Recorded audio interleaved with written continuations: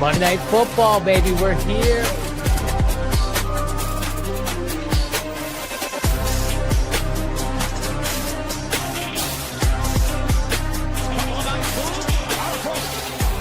Touchdown in 46 seconds. Punches back. Touchdown.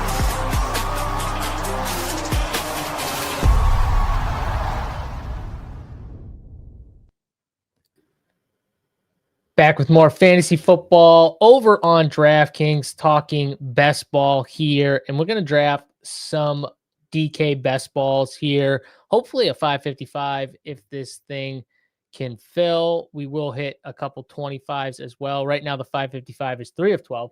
So anyone that wants to draft with me in the 555, feel free. Plenty of spots in there. Open. Fish money. If you don't like my teams, then jump on in and get some JSU bucks, as Big T would say here on the 555 here. But I see my guy Nick in chat. What's going on, Nick? Any questions you guys have, throw them in the chat.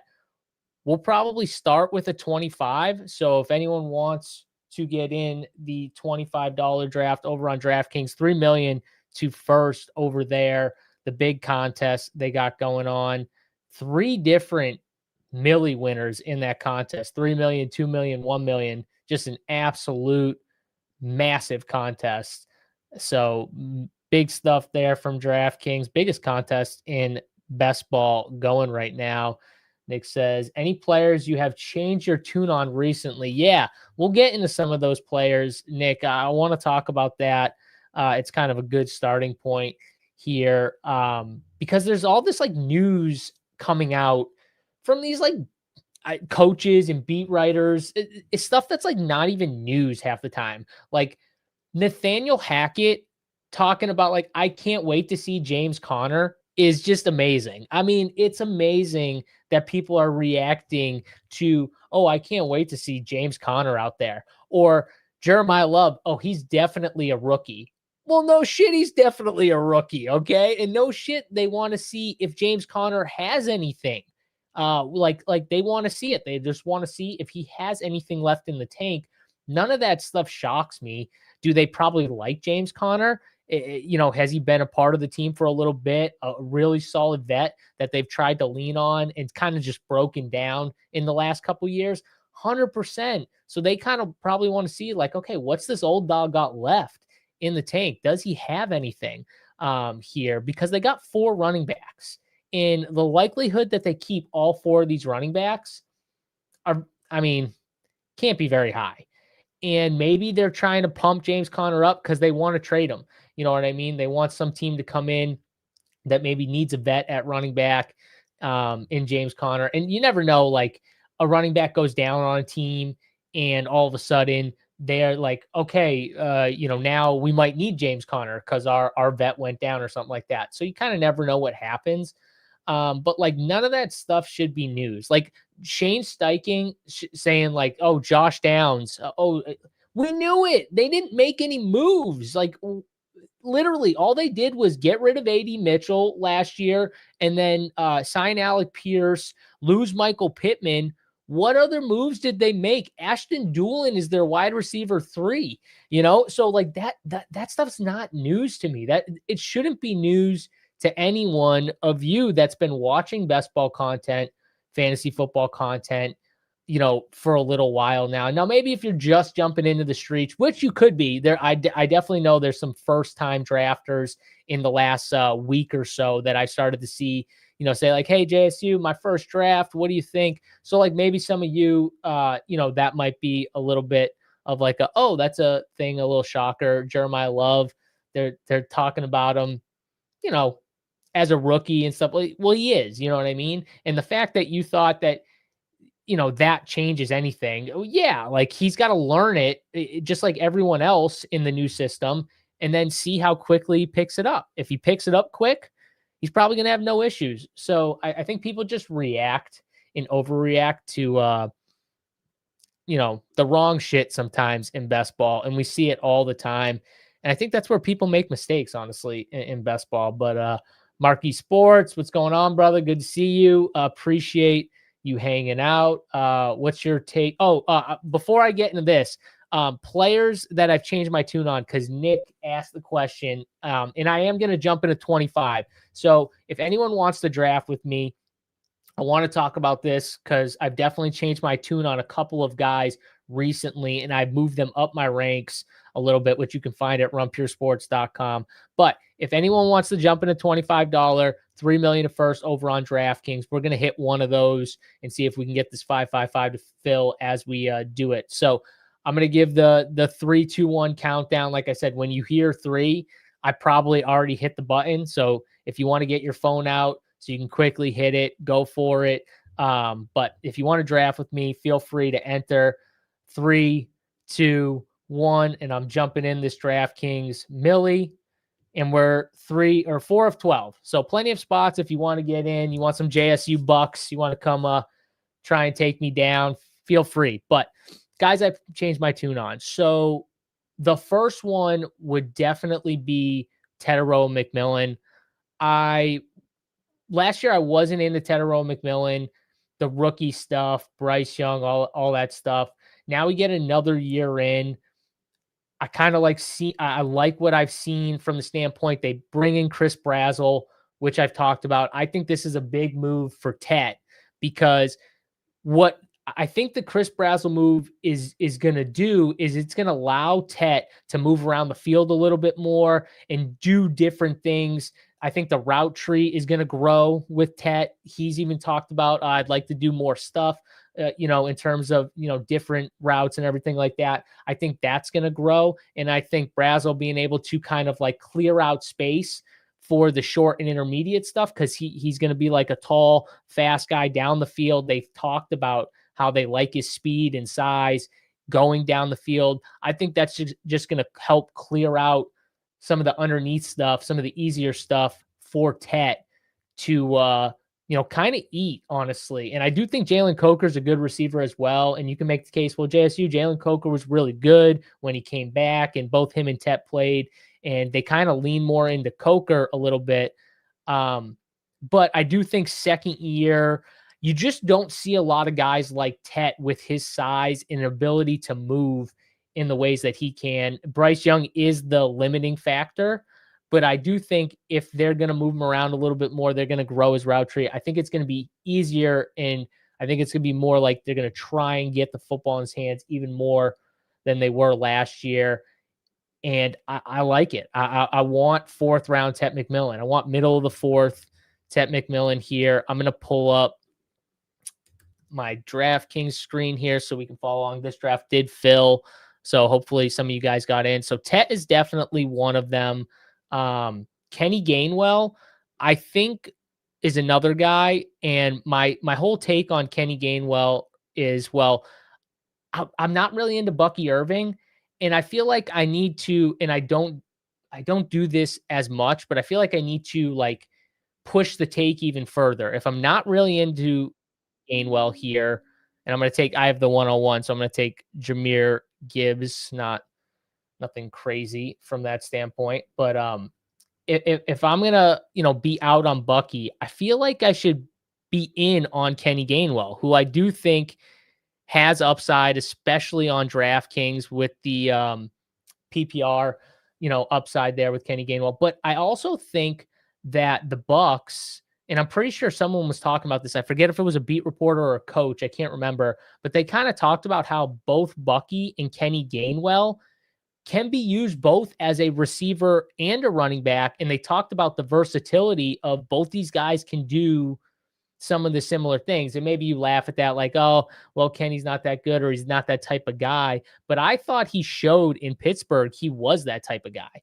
So to me, I think it's bullish for Kenny that they're kind of talking like, hey, listen, we got two guys that can, pass catch and run in between the tackles and do the things we want.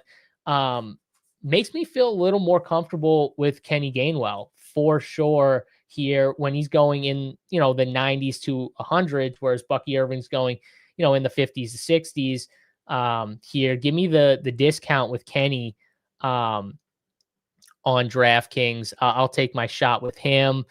Let's see. Tet or Waddle. Oof. Tet or Waddle. That's a good one. Let me see where I have them ranked because I'm pretty sure I'm pretty close here on both those guys. Tet or Waddle. So I have Tet one or two spots ahead from a receiver ranking standpoint. I think the field has Waddle, and I totally understand why. He's in a better offense for passing, with Denver and everything like that. Bo Nix threw a ton last year. We all hear the same stuff, so I don't want to regurgitate it, but it does make sense. I just think, though, Tet has a little more untapped upside. We've seen the upside with Waddle. In Denver, man, I struggle trusting Sean Payton. I don't know if that's crazy to say. I still like Jalen Waddle. I have him ranked pretty good, but he has been a riser. I think I'm going to lean Tet there, which I feel like is a little contrarian to the field, where the field had Tet ahead of Waddle initially, and now they're going Waddle because everybody and their mother is bullish on Waddle, which, again, I mean, I have him ranked, and I've had him ranked, and he hasn't moved where he's kind of going now. I think I have him ranked 41st overall. I think his ADP is 41 or 40. Like, he's right around that ranking. So, he is a riser, but I do understand the rise for sure. Oh my God. OM Godlike in here. Big time player. I don't know if he got in this draft, but good to have you in here. FK Coolers. T-Mac should be a mismatch nightmare if the Panthers can make this work. Yeah, you don't see guys like T-Mac like moving the way he does. He's a nightmare for sure. Let's see here. I'm up on the clock. I'm gonna go Nico, and I don't take a lot of Nico either, so let's go Nico and Rice.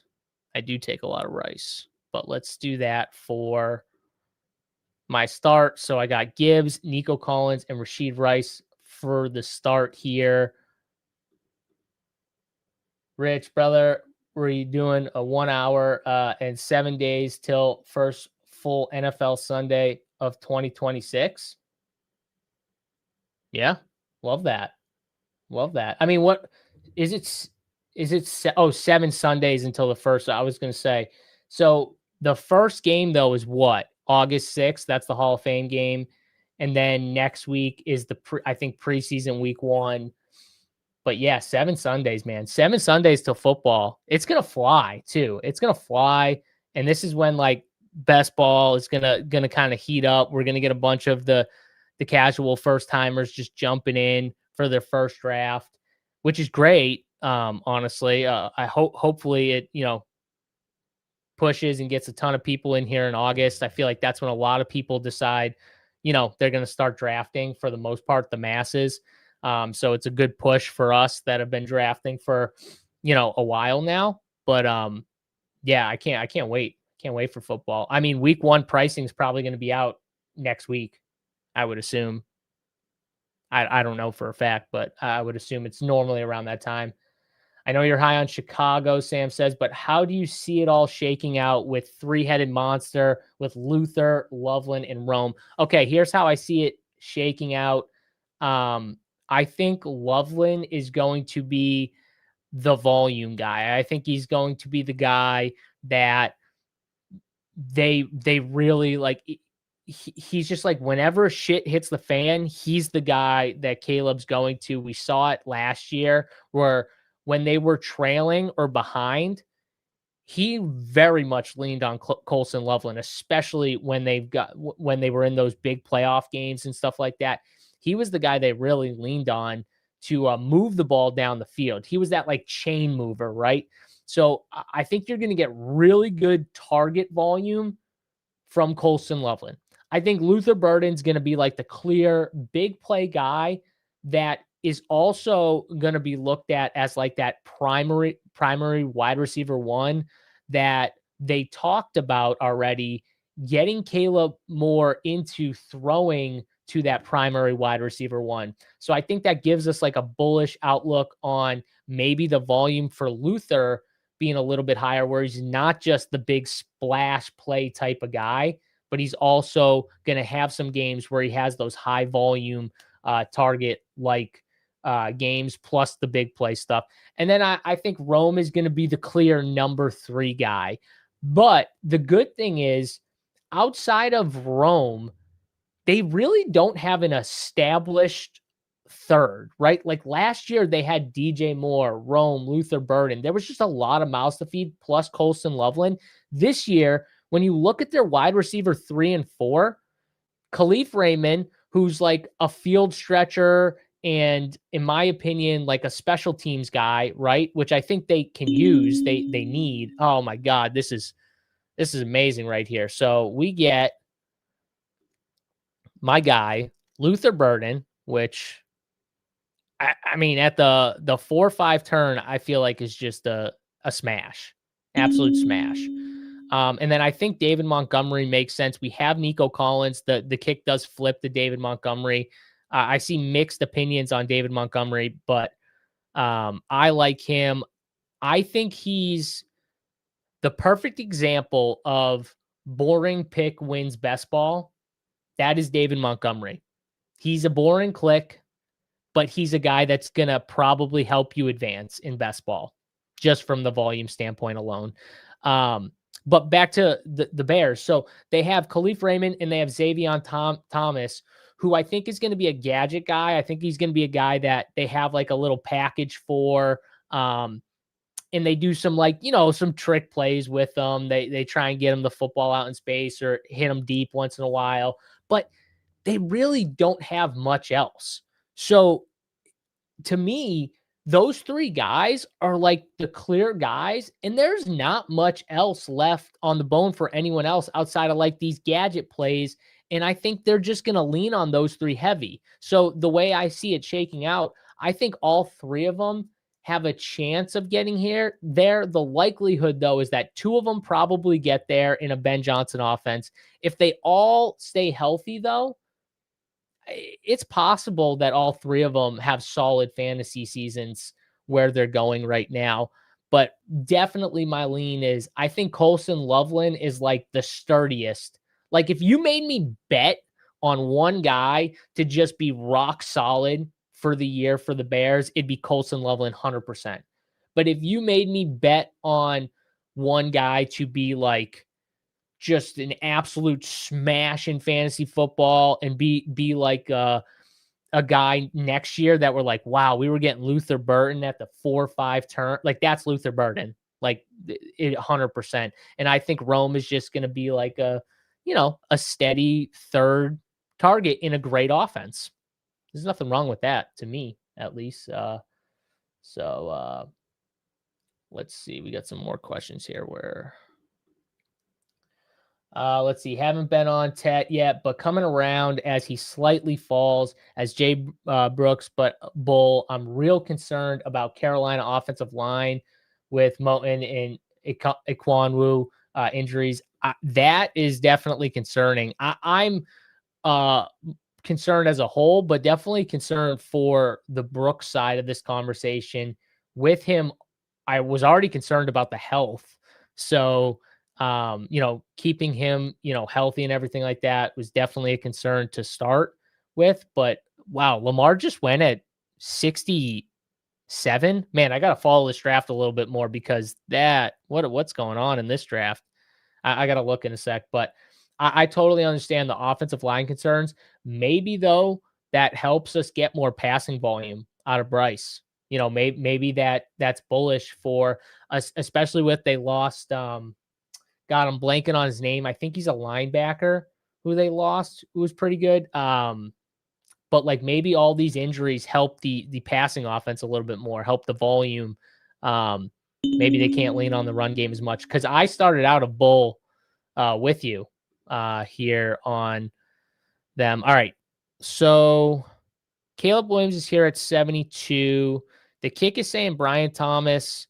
We don't normally see Brian Thomas, or at least I don't see him normally fall here. I feel like it's a decent fall for Brian Thomas, who I don't have a ton of.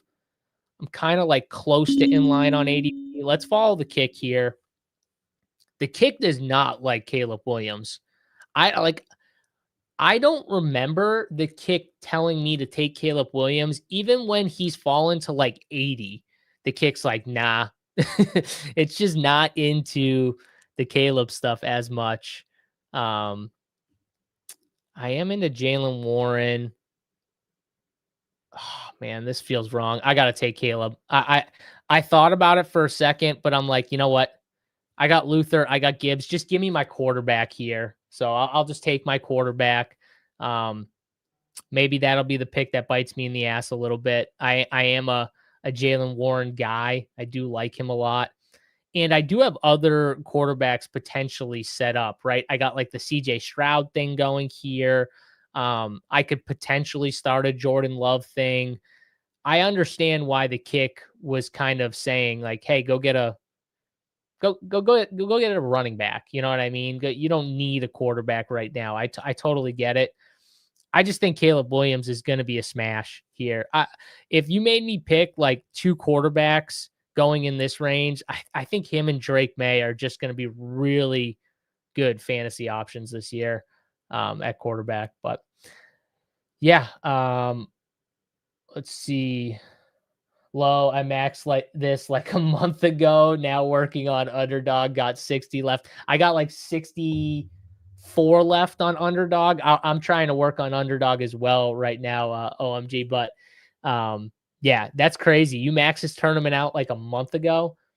I probably would have maxed this tournament out in probably early July if it wasn't for like, you know, content purposes, being on shows and stuff like that.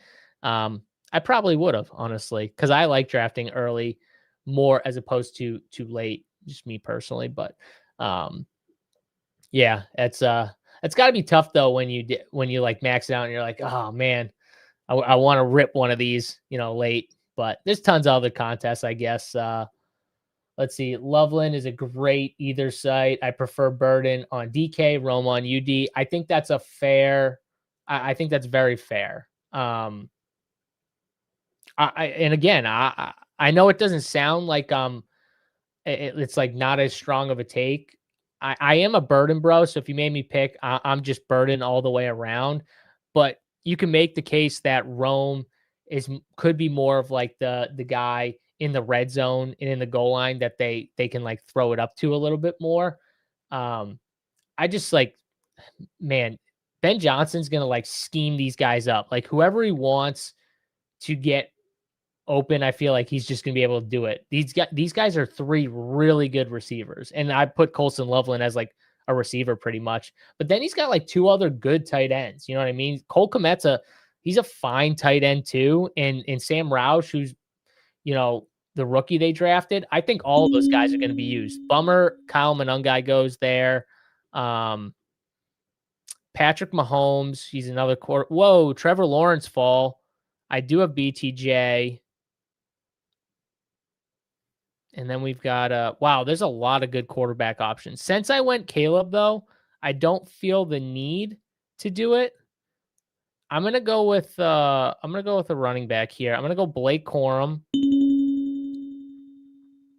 And I'm actually gonna go.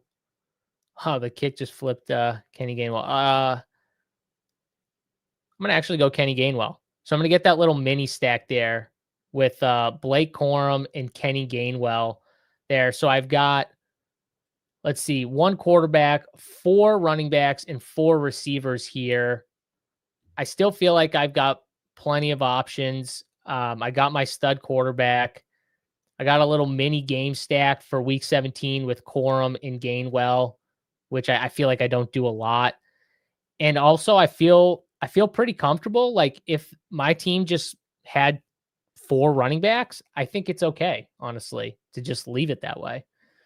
So maybe that was wrong. Maybe I should have went quarterback with one of them, but I don't mind it here. I don't mind it. Let's see. Another question from Nick. Do you like to flip the board from the corners in these or stick to ADP a bit more. I think when you're on the ends, flipping the board makes a lot of sense here. I was doing it a little early with Zay Flowers. Now, obviously, with the Zay Flowers rise, he's another guy that people are just like into.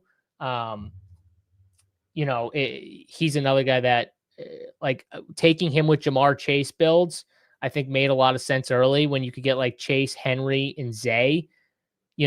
Early you could get that fairly easy. This guy in the 3 spot got Chase and Henry, went McBride here. So where did Zay go? Did Zay go in the 4th? Yeah, Zay went at the turn, which I feel like we don't see as much now.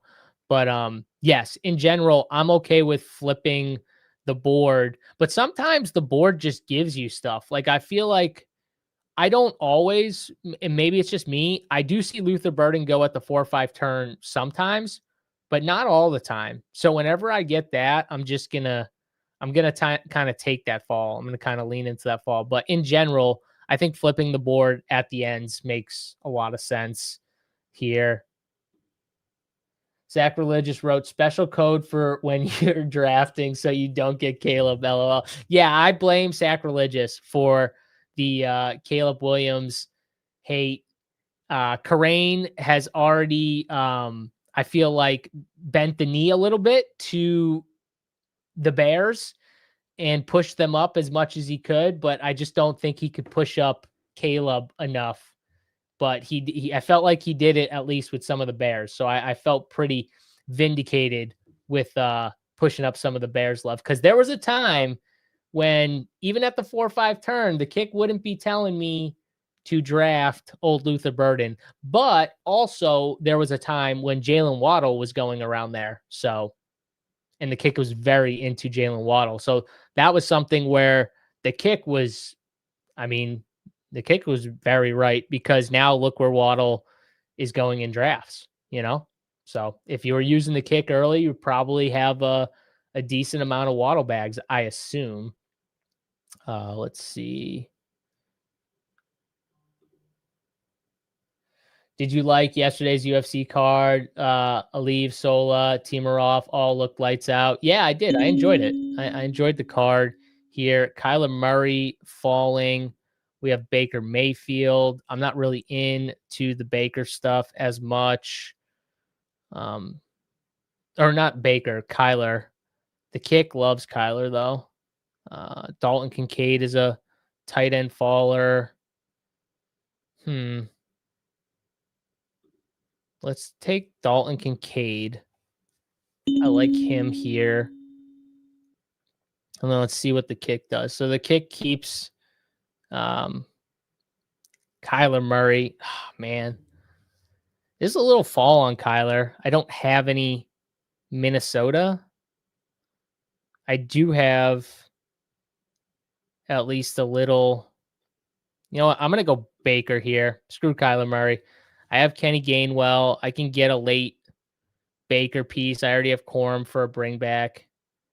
I'm just not into Kyler. I know the kick's into Kyler. I'm not into it. Eric, I'm curious what your thought process is passing on Trevor Mahomes for Corum and Gainwell tier versus getting the stacks, then grabbing JCM and Jordan Mason tier. Yeah, you know what? The JCM Jordan Mason tier, I think, is a little thinner than people want to give it credit. Like Corum and Kenny Gainwell, to me, have an established role, even as an RB2. I think it's pretty. I think it's going to be a pretty good role. I think they're going to eat into the RB1s a good amount, just in general.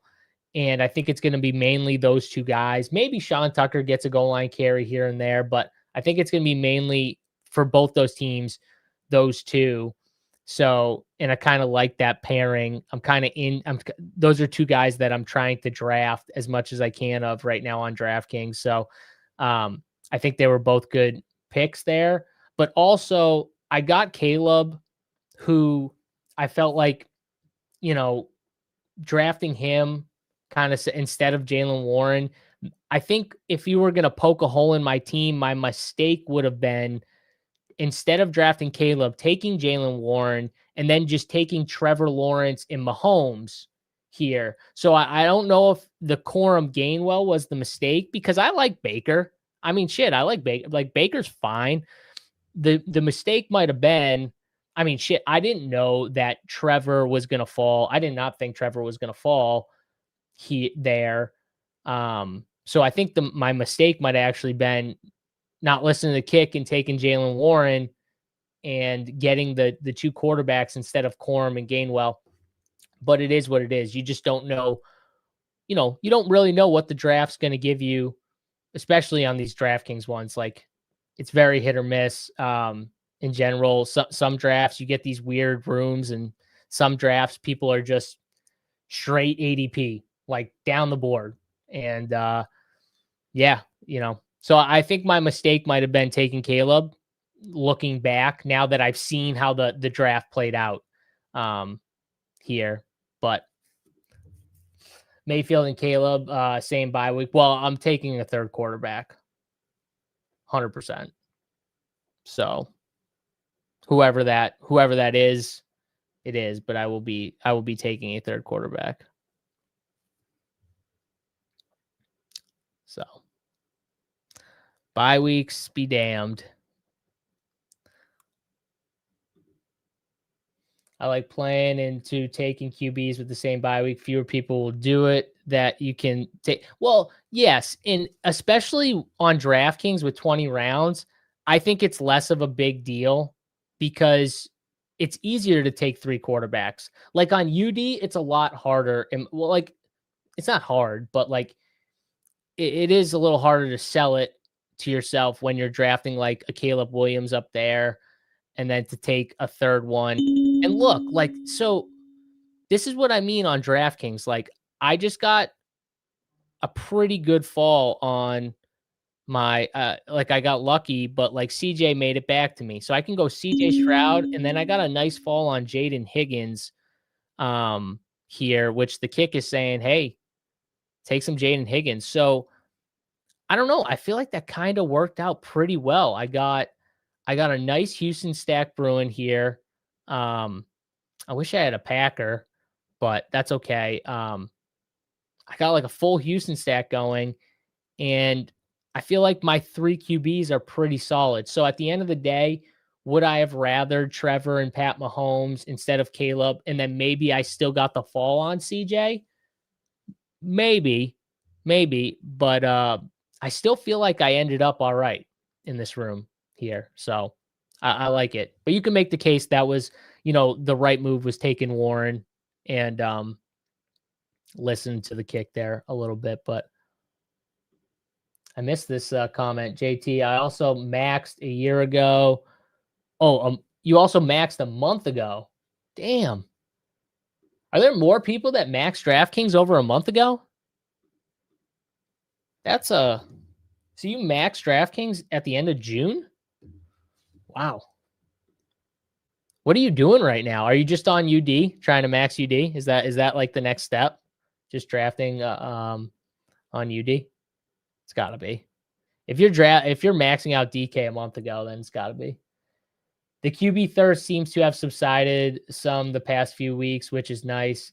Yeah. So do we think it's subsided, or do we think that just depending on the rooms, some rooms they just let QBs fall, and some rooms they're just QB thirsty off the rip and they just can't help themselves? Like in this room, I should have known when we saw Lamar Jackson go at 67.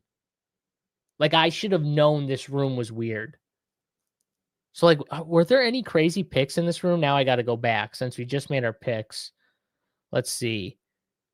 Okay, AJ Brown at 7. That's I guess a little odd.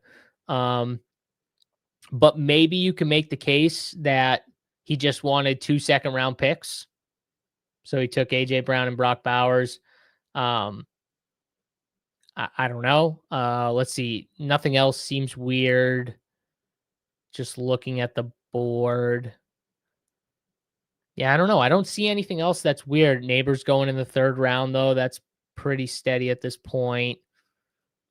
Yeah, and did this guy do anything weird after that? No. Waddle, Javante, Byshell Tootin, Drake May with AJ Brown, Jordan Addison. Jordan Addison at what's that? Pick 79. That's a little early, but okay. I mean, yeah, I don't see anything, I guess, weird, as opposed to him just maybe trying to flip it, taking the 2 second round picks, getting a little different or something like that. Eric says, I think this is just one of those rare DK rooms where QB actually falls. I'm at the 6 hole, by the way. Oh, nice.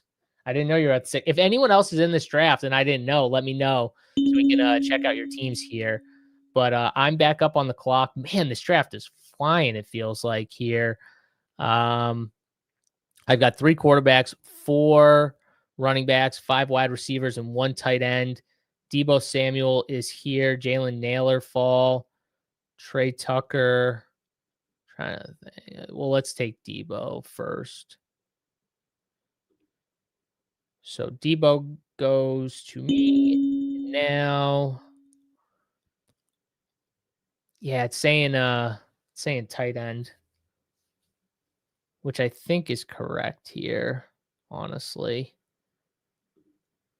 And let's do this. So we have Dalton Kincaid. I am Barner over Dolchich, but since we have Dalton Kincaid, let's just lean into some week 17 stuff here. It's a $25. We've got Dalton Kincaid. Let's lean in. Let's take Greg Dolchich and get a little mini Miami Buffalo going right there. There's a nice fall on Jalen Naylor for whoever got it. Yeah, I think so too. Like, I'm not seeing weird shit in this room. Outside, you can make the case that Mark just drafted 2 second round picks, one at 7 and at what's that, 18. But like, other than that, like Mark's draft board seems pretty sound to me. Yeah, I think this room's pretty sharp. I think it just like everyone just decided like, yeah, we'll just wait on quarterback and see what happens. And the quarterbacks just kept falling and kept falling and kept falling. And people are just like, okay, whatever. We'll lean into the fall here a little bit. And everyone just all made a vow. Don't take too many quarterbacks early here. Most of my July lobbies have had great QB values. Purdy, Dart, Knicks, all falling consistently, but probably just, yeah, anecdotal. I think that if you have one of these rooms, like these are the rooms where you're going to get like the falling stacks too, which is nice.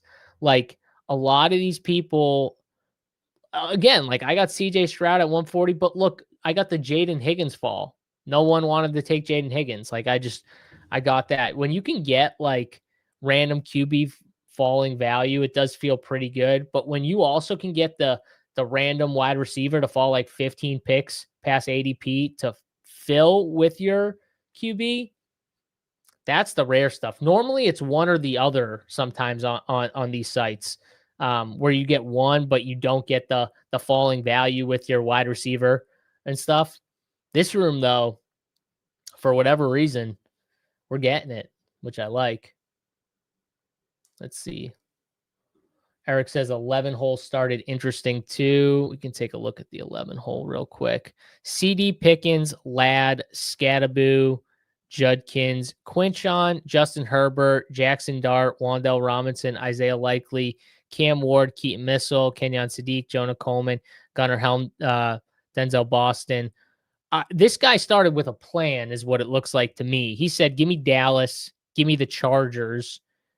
Took his bring back for Dallas. I wonder what happened with Dak. Did he just miss out on Dak? Oh, he got sniped on Dak. Look at that. Oh, that's brutal. So this was his plan. He was going to go Herbert, Dak, got sniped on Dak, so he just said, give me Dart, even though it's not a value, but he's got all the Cowboys. So he's like, so he's just leaning into like the 2 team stacks and then week 17. And then he got his third stack with Wandell and Cam Ward. So this guy's just trying to get 3 solid stacks. I mean, what you can say is he didn't get as many falling values as some of the other guys in the room, but he got 3 stacks. You know what I mean? That sucks though. He got sniped on Dak. That's a brutal snipe right there. Okay, look at. I mean, come on. We just got the AJ Barner fall. I mean, this is beautiful because tight end was our weak spot. We just got the AJ Barner fall. That feels really good. And then, do I push it with Tank Dell? Push it, push it, push it. Let's push it. Give me Tank Dell. Love that here. All right. So the kick was telling me to take AJ Barner in this pick over here where I took Dolchich, and I somehow got lucky and he ended up falling to me at like 192. Feels great. That is fun right there. Let's see. JT, I have 420 completed drafts in DK and plan to get to 500. I start with the large field contest, then move to the smaller contest as the summer goes on. That makes sense. That makes sense to me. The larger field contests, they're more of just like the, take your shots. If you're drafting that much, it's probably, in my opinion, better to get them all out of the way earlier and then get like the smaller field stuff done closer to the season. So you got kind of you can still draft in both areas. So it doesn't feel like you're missing. And one side hopefully can hit, you know what I mean? So it doesn't feel like you're just like done drafting at in June or something like that, or July. That makes sense. Yeah, I've drafted a few of these. I got to draft a few more, but King of the Desert and Pocket Cup are fun to compile. Those are fun to just like kind of multi-table rip a few at a time. I've done a few of that. Hope there's a hot spot in hell for the naked Burrow and Dak drafters. Brutal. I mean, that is brutal. I feel bad for that guy after reading that 11 spots team, because no matter what you want to say, I thought that was like it was like a very well thought out team. He came in, he kind of knew what he wanted, and bang, Dak. This guy doesn't even have Javante. Ugh. That's tough. That's tough scene right there. Let's see where the 555 is. Let's see if we got any okay, good. So we are 8 of 12 in the 555. So if you want to jump in a 555, feel free. 4 more spots left. I'm going to retweet it out again just so anyone that's interested. Of 12 in 5.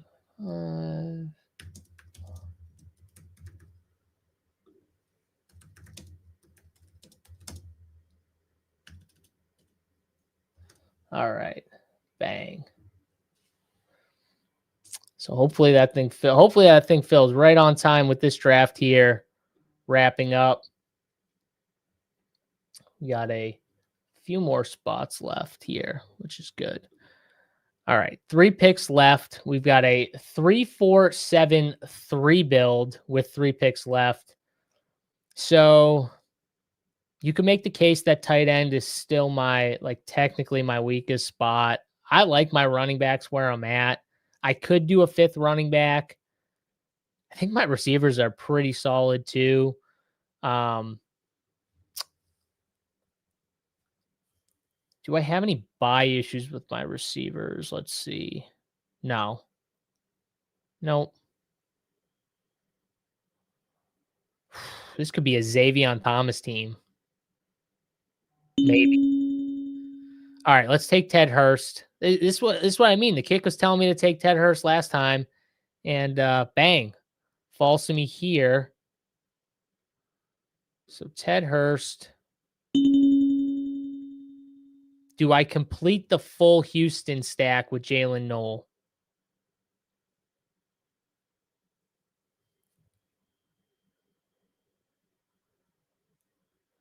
Oh, man. Do I complete it? I could be done here.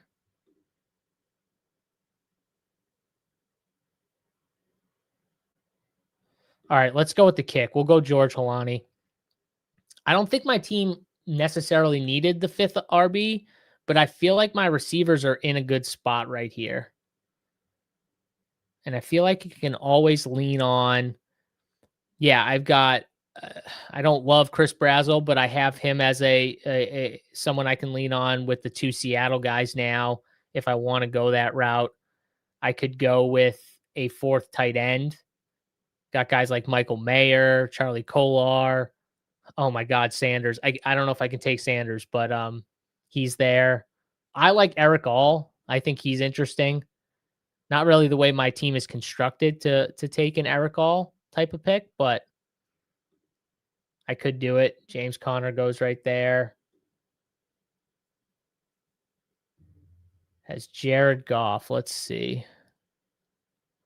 Amon Ra, Kenneth Walker, Emeka Buka, Garrett Wilson, Tyler Warren, Travion Henderson at the sixth round feels nice. Ramondre Stevenson, Michael Wilson, Rashad, Jared Goff, JCM, Jalen McMillan, Chig. Who's his left? Oh my God, he's got Justin Fields as his second quarterback. I mean, his team is loaded, but I don't think that quarterback's getting done. I mean, Jared Goff's obviously a good pick, but I don't know. I don't know about that. Yeah, that's oof. That's big time oof right there. And get a little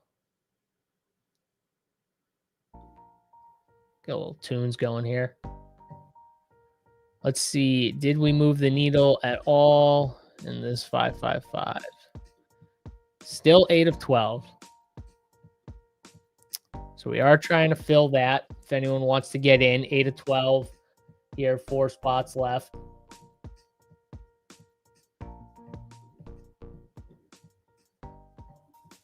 Got our final pick left. Cole Kmet goes. All right. Noel or Xavion Thomas? I mean, Noel kind of fell. I do like drafting Xavion, but it's Xavion. It's more of a fun draft right there. I think I got to go Noel here. Just give me the full Houston, just hammer. All right. So if you're in this draft and want me to check out your team, feel free. I know Eric. That was a fun draft, even though I didn't end up getting all the back stacks I wanted. Yeah, I mean, in these type of drafts, you're going to get a lot. We just got to take what we can get in these type of drafts. That was a really fun draft, though. I can still, maybe I made the mistake not going Warren instead of Caleb, flipping kind of where I took the quarterbacks. But overall, that was pretty fun. So we got a 3-5-9-3 build here. Gibbs, Nico, Rashid Rice, Luther Burden, David Montgomery, Brian Thomas Jr., Caleb Williams, Blake Corum, Kenny Gainwell, Dalton Kincaid, Baker Mayfield, CJ Stroud, Jaden Higgins, Debo Samuel, Greg Dulcich, AJ Barner, Tank Dell, Ted Hurst, George Holani, and Jalen Noel. I gotta say, this is definitely one of my favorite drafts I think I've done on stream.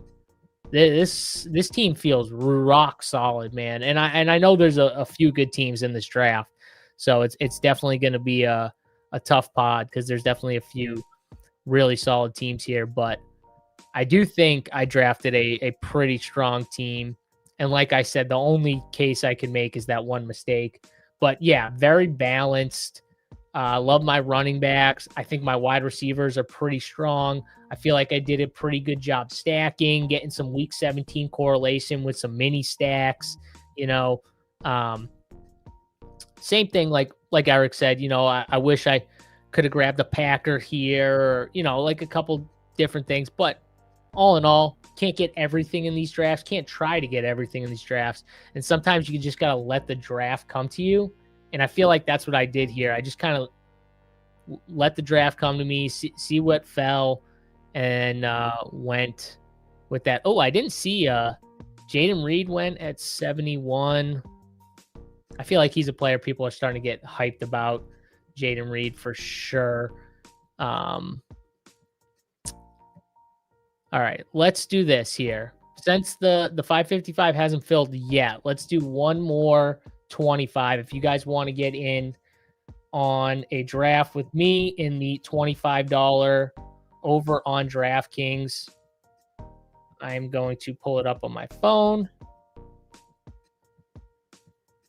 What number is this for me? I just want to see.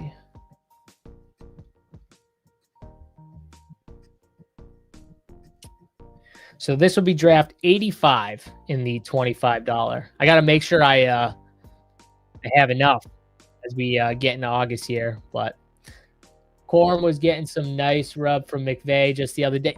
So here's another thing. I saw that too. And it's like, he loves Corum. Yeah, like I thought he showed last year that he kind of loved Corum.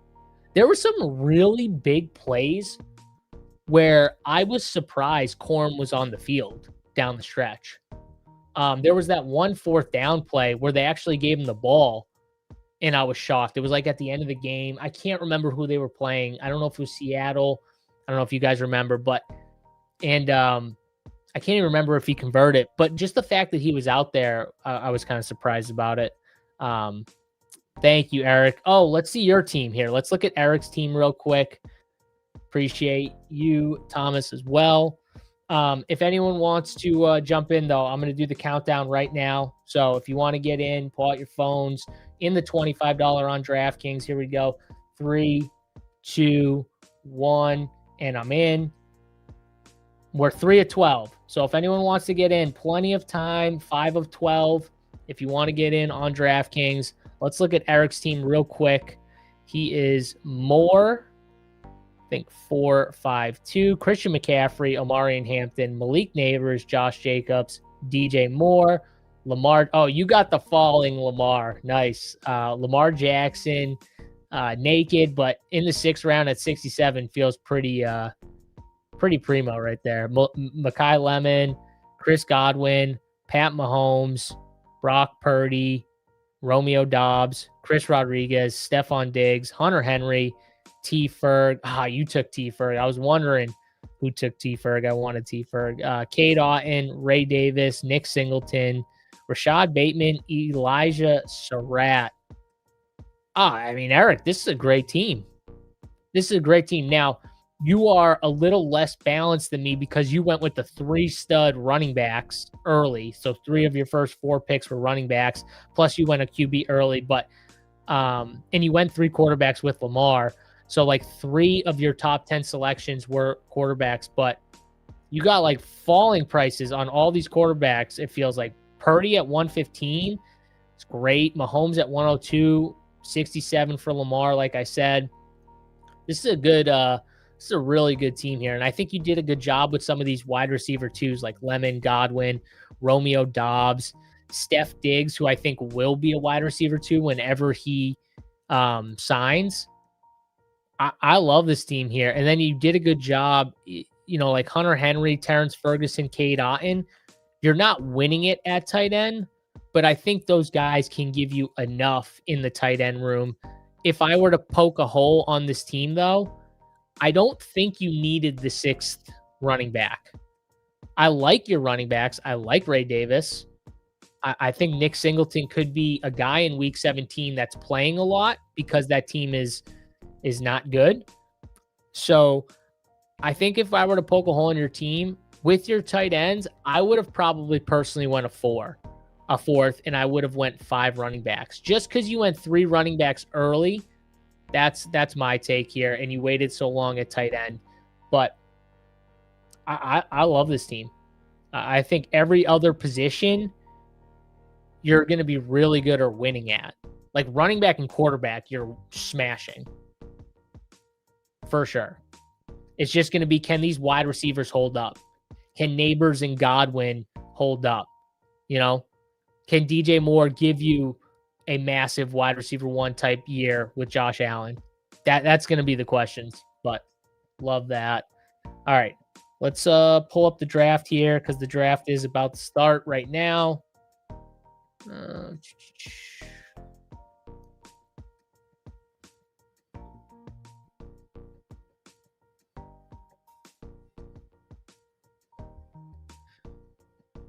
we go. Upcoming.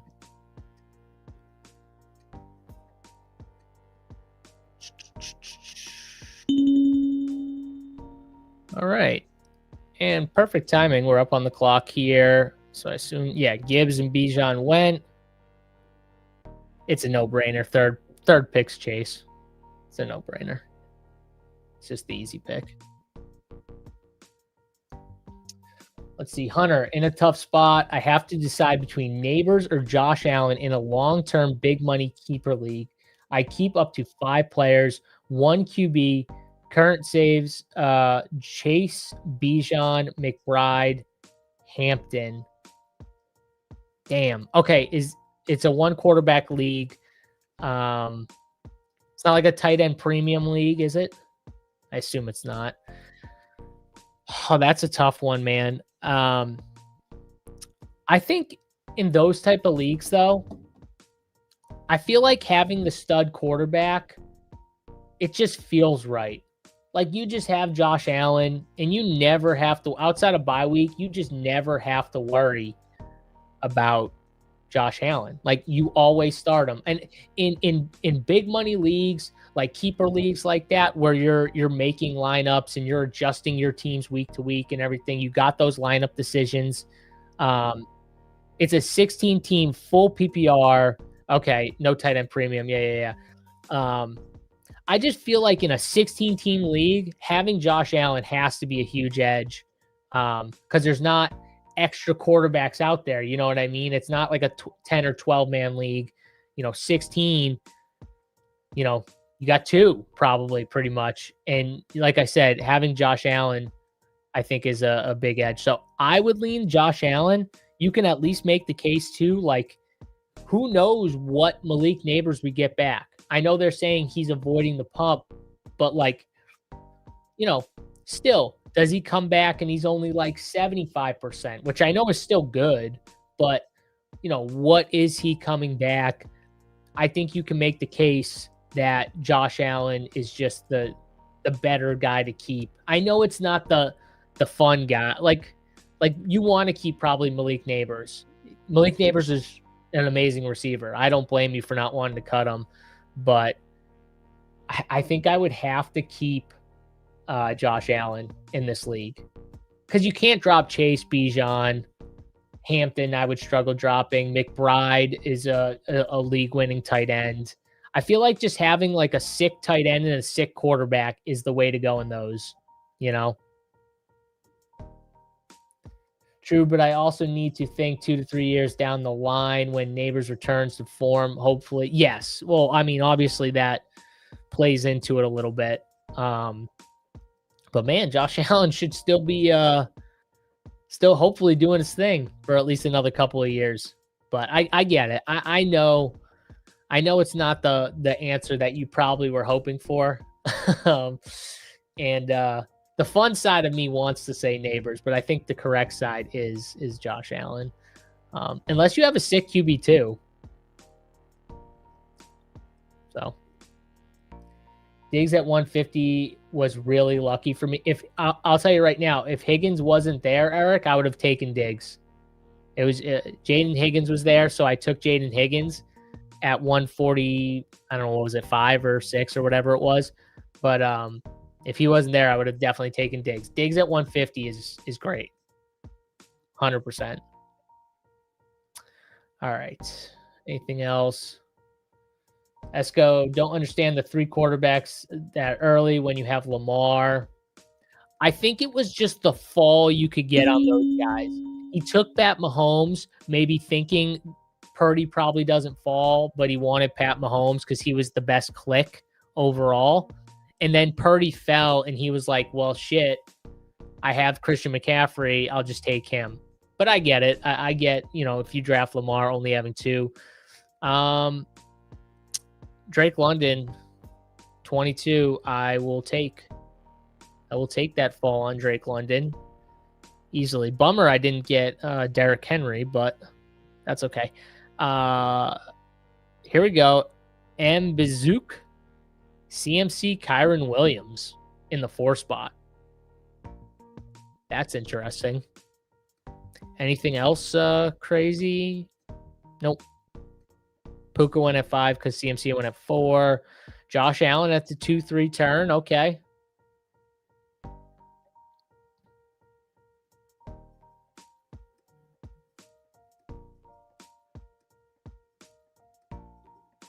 You think so? Take Higgins, go full. Do we like Higgins or Zay? Because I've been doing Zay a lot here. I think Thomas is on to something. Maybe I should switch it up and go T. Because I always take Nico, or I don't always take Nico actually, but I just took Nico. I always take Rice in this spot. Let's do it. Let's go T. I always take Zay Flowers or Rice or Smith. I don't go the T Chase route very often. That gives me 3, I think, really good receivers on DraftKings. Yeah, I like it. I like it, Thomas. We're on to something here. I'm feeling this. Chase, London, Higgins. Let's roll. Has anyone gotten the Chase Brown, Higgins full stack? I feel like it's really hard to get the Chase Brown. Maybe earlier in the drafting season, I think you could have done it, but the last like month and a half, I feel like I've never seen the Chase Higgins start.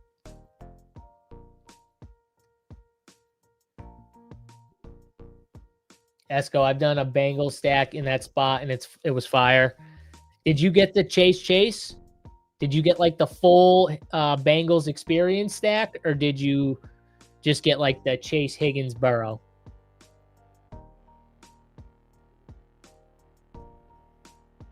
Yeah, I've tried it. It's tough. Browns go 12-6. Yeah, Chase Brown goes 12-16. I feel like he was going later, though, earlier in the season. So I think you could have.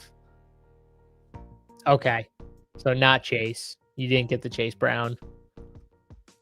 There's got to be a few of them out there. I'm just trying to think like that combo's got to be a lot lower. So if you did ever get that, it'd probably be sick.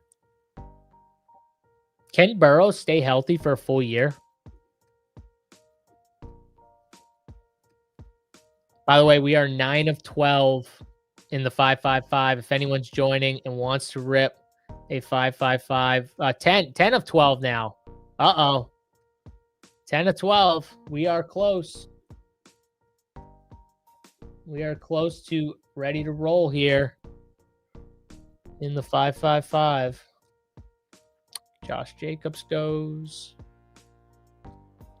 By the way, is anyone in this draft with me? I didn't even ask. Okay, I see Esco at 2 here. Anyone else? I don't know if I recognize. Oh, I see Eric here. Eric's in the 5 spot. Puka, Derrick Henry, Nico Collins. Ooh, you got a nice little fall on Nico. That's fun.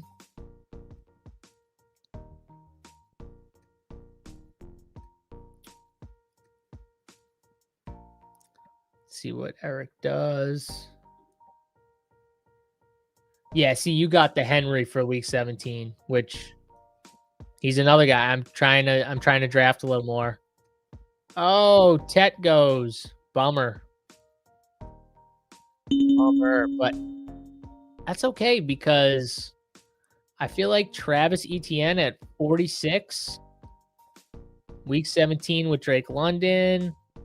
Yes, sirree. I'll take the fall on Etienne. I mean, come on. Jay says he's in the 12 spot. All right, Jay. Let's check your team out here. Genty, Kenneth Walker, Emeka Ibuka, and Colston Loveland for Jay. That's a prime start right there. So you got I'm big on Genty and Kenneth Walker, so I'm into that start. I drafted that earlier today.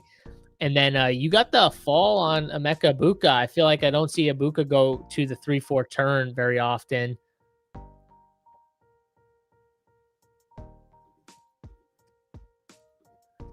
This is the question. This is the question here, guys.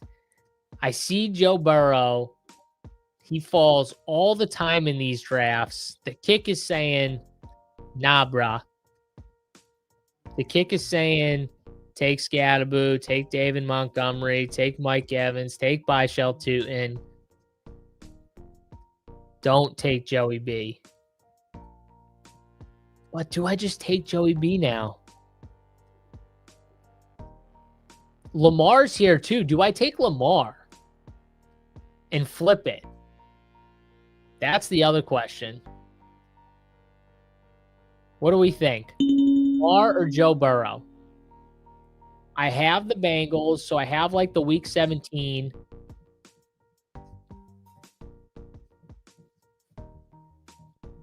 I feel like I really can't go wrong either way. Because you can get Lamar receivers late with the... All right, we're just going to take Joe Burrow. Screw it. Yeah, I thought about it. Esco, I thought about it. I probably should have done it. Damn it. That's okay. That's all right. So start through 5, we got Chase, London, T. Higgins, Travis Etienne, and Joe Burrow here. Damn, should I have went Lamar? Was that a mistake, guys? That might have been a mistake.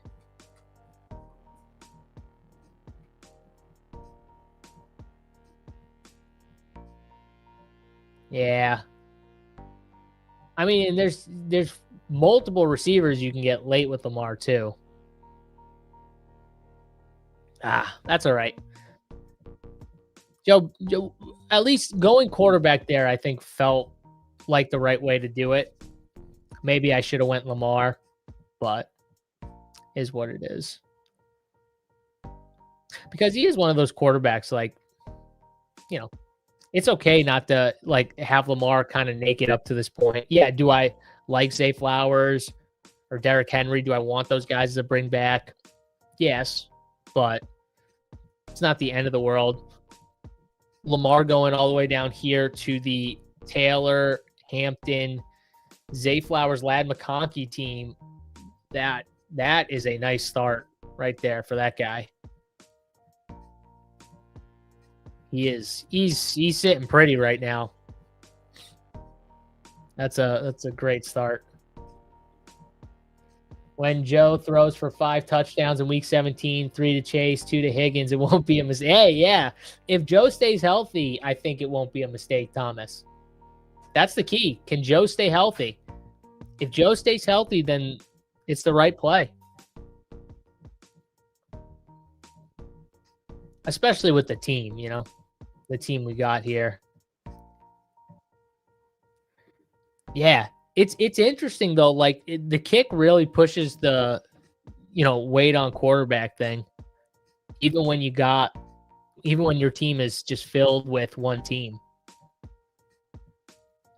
But maybe if it was filled with like a different team, it would be different. Like I don't think the kick is like extremely high on Joe Burrow where he's going, which could play into it a little bit. But I could be wrong. All right, let's see. So we are still 10 of 12 on the 555. So if you want to get in, 10 of 12 spots here.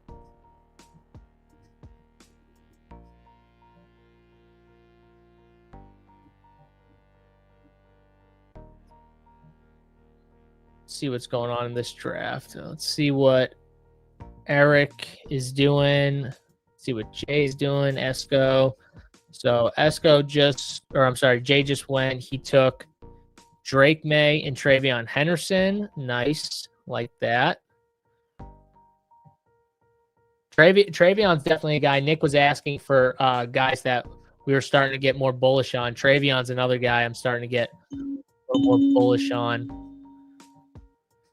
Okay. Running back definitely seems like the play here. Kick says Tony Pollard. As Zach would say, let's just eat our vegetables. God, Tony Pollard. Just feels gross. I feel like I need to take a shower after.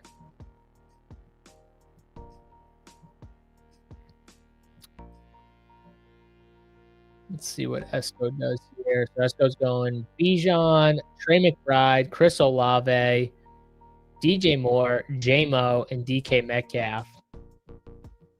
Interesting. So you went Trey McBride at 211.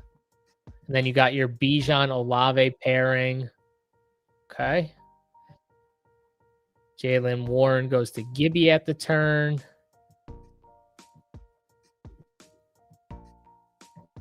How many 5.55s you planning to do? Somewhere between probably somewhere between 15 and 20, maybe 25. I don't know. We'll see.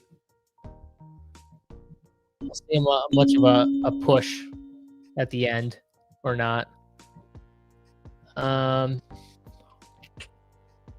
This is interesting. The kick is saying just take Jaden Daniels. Huh. I guess my team isn't really it sucks. Jordan Tyson went. I actually think this is right here. One, because my team isn't really set up for other prime stacks right now. I could do the Tyler Shuck thing with ETN, but it kind of sucks. I missed out on Jordan Tyson. I would have taken Jordan Tyson there if I got him to fall to me with the first pick, but he went 2 spots before me. And Jaden Daniels is someone I can backstack a little bit, and I can get some Jaguars for the bring back in the backstack. So I actually don't mind the idea of Jaden Daniels. I don't normally take 2 quarterbacks that early, so this is going to be interesting. But maybe just a 2 quarterback team.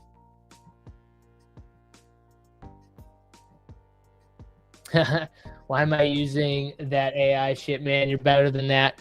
Well, it's not that first of all, anyone who's watched my streams and stuff like that, no, I don't just fully go off of the kick, and I don't use it every single draft or all the time. But it is nice to just see what it's saying, I think anyways. That doesn't mean you have to use it like gospel or anything like that. But I think it's nice to see what it's saying. Sometimes it gives you weird suggestions that you wouldn't expect, which I just like to see. That doesn't mean you have to click it every single time, which I don't. I mean, look at my draft. I don't. I took T. Higgins at the 3-3. I took Joe Burrow at 51. That's just the way it goes. But no, I don't think it's a bad thing to have tools, even if you don't use it all the time, just to see what the tools are doing. And I will say, regardless of what you feel about, AI and tools and draft assists and stuff like that, some people might just be like, no, it's not my thing. That's totally fine. It's really not my thing either, but I know for a fact that really sharp people put hard work into that tool. You got some of the best, sharpest guys in the industry who made the legendary upside tool, the sidekick. So, again, you don't have to use it as gospel. I'm not telling you to, and I get nothing for saying this. I get $0.00 for saying this.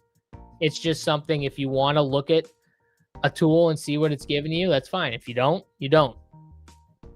But I don't think it's a bad thing. Even though everyone knows it's not my style.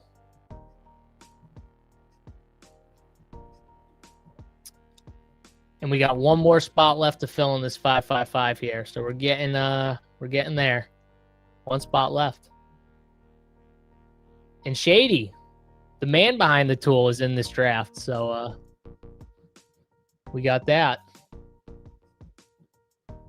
God, if there's one guy that I hate seeing in my drafts, it's actually Shady.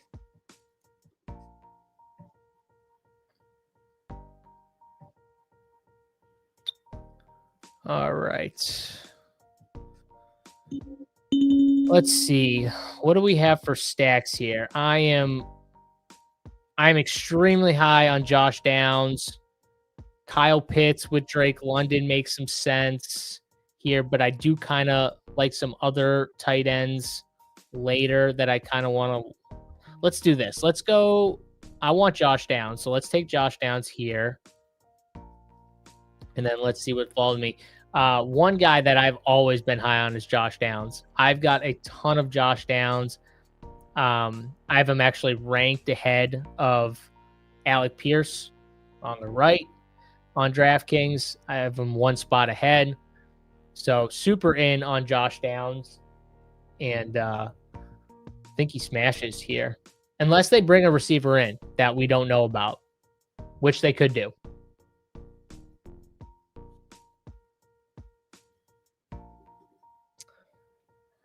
Mark, I just hope T stays healthy for a season. Man, me too. But the likelihood is T probably misses a couple games here and there. The good thing about it is when you have T and Chase, it just only enhances Chase in some of these guys. So, but yes, it would be nice to have a full season of those two. Just smash City. All right, we got the 555 to fill, baby. Let's go. If you are in the 555, let me know. If you are hanging out on this stream and you're in the 555, I got the 12 spot, by the way. And, of course, Shady's right next to me. So, me and Shady in the 11 and 12 spot. Kyle Pitts goes. Jared Goff goes here. I'm not going Patrick Mahomes because I have Jaden. I think the play here is running back. Let's see. I like Kyle Monungai, but I don't really have a Bears or I don't really have a Bears thing going with Detroit. I have Blake Corum ahead of all these guys, so let's go. Well, outside of Mahomes, but I'm not going to take Mahomes when I got Burrow and Daniels. So let's go with Blake Corum again. Curious where Love goes in the 555. I am too. Let's switch. We're gonna switch it on over here in a second. This draft is about to start, so just give me 1 sec. I'm gonna change the screens.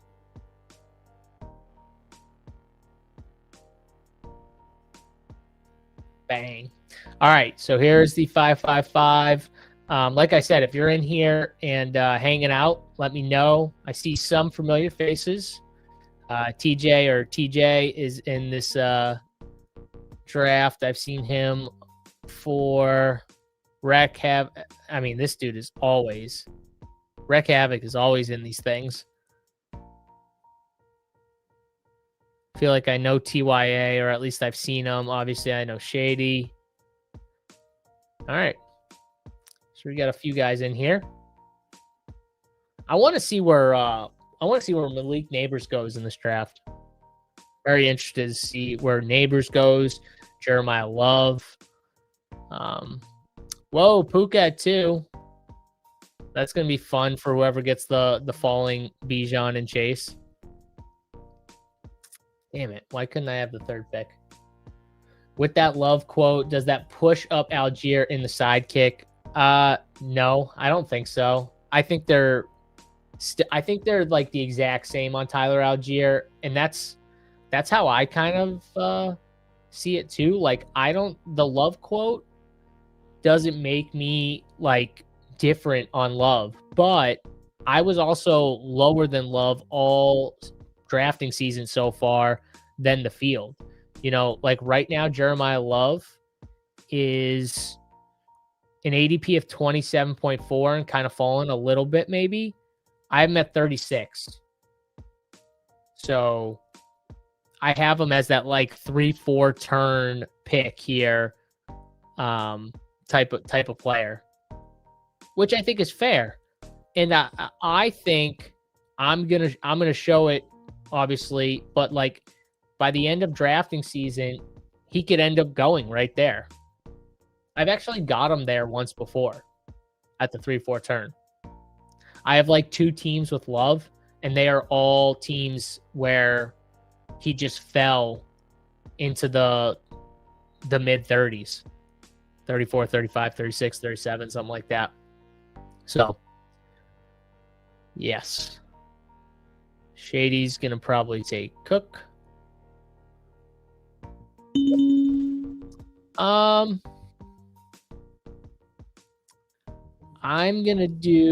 not a Saquon guy. I'm going to do Genty. Okay. My rankings would have Kenneth Walker. Do I do Kenneth Walker or Brock Bowers? What do we think?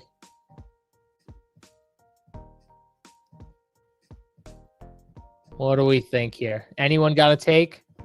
Kenneth Walker or Brock Bowers? Do we do fun or do we do normal? Let's do fun. Let's go Brock Bowers here. The haters won't like it. But Genty Bowers.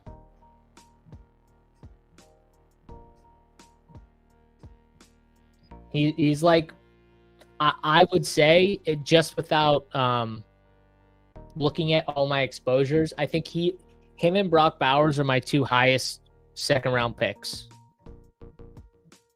I think I have like mid-20s exposure to both those guys, or close to it.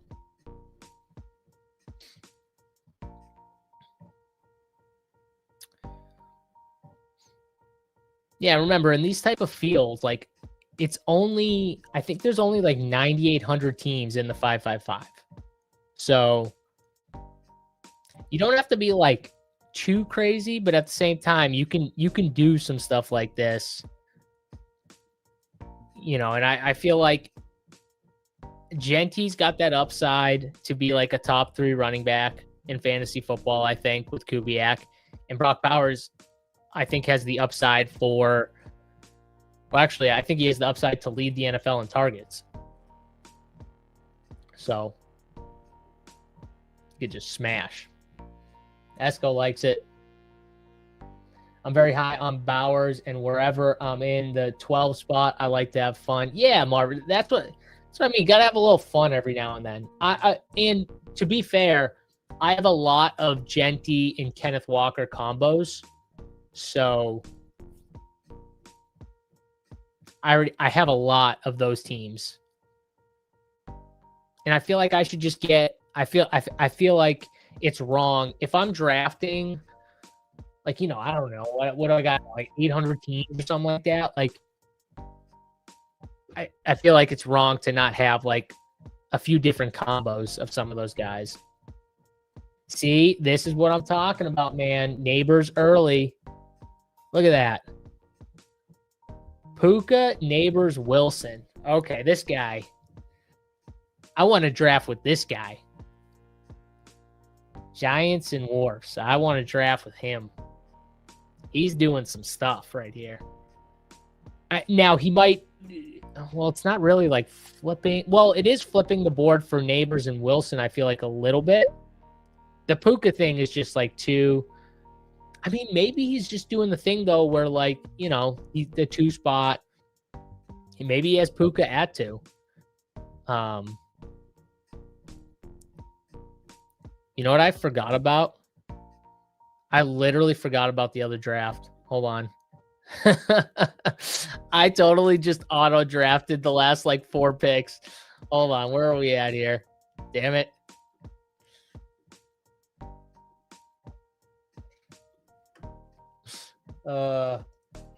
Where's chat? Esco, Eric, Jay, were you guys just gonna let me auto draft the rest of that team?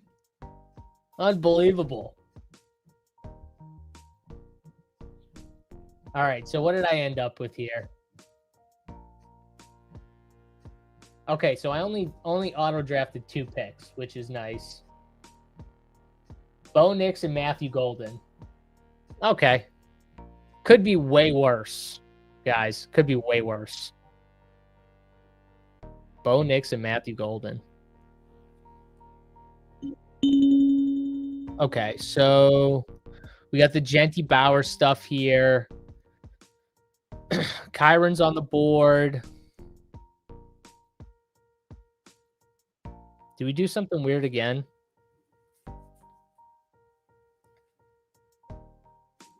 Let's do something weird again here. Let's go Colston, Loveland, and Luther Burden.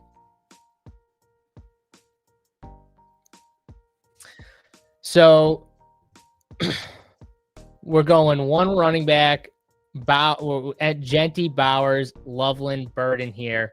So I got like 2 teams stacked with Raiders and Bears. Thank you, brother. Appreciate it. Higgins was the top pick. I agree.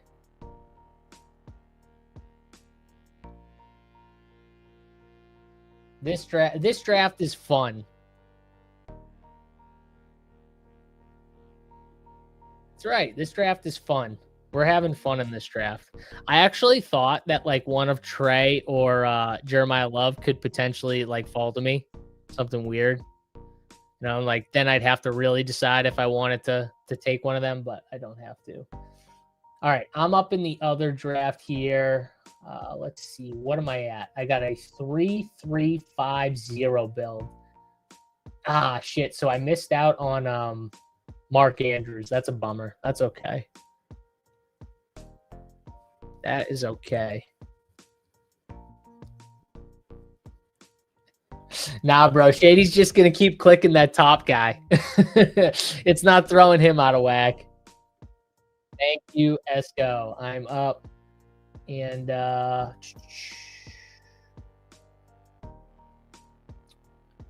man, there's a lot of wide receivers. I feel like my wide receivers are pretty good here. I'm going to take the missile in that draft.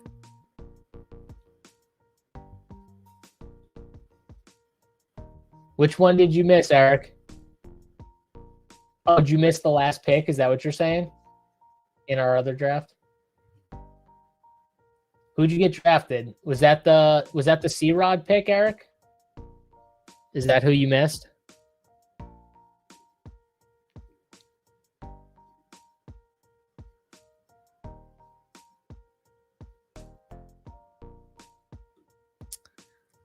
Man, if Ladd was there, I would have definitely went Ladd and Burden.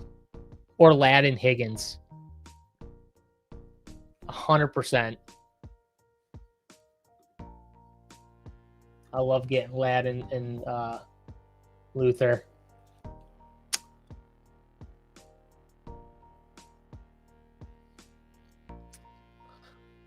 So this will be interesting. I feel like I'm going to get a good player regardless in my other draft here.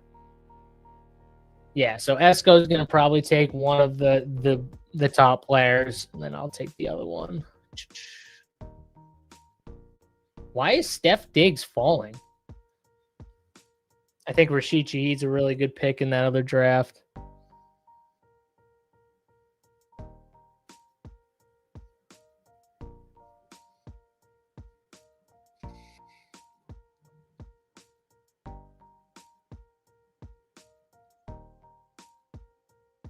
Yeah, why is I'm gonna take Steph Diggs.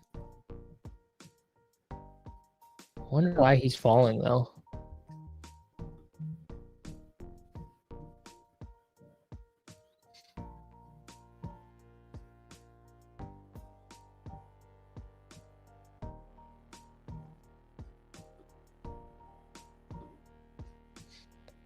Let's see. So who do I have now?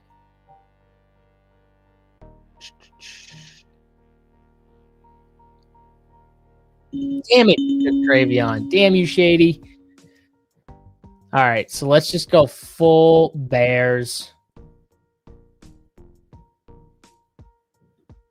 Full bears here. Do I go?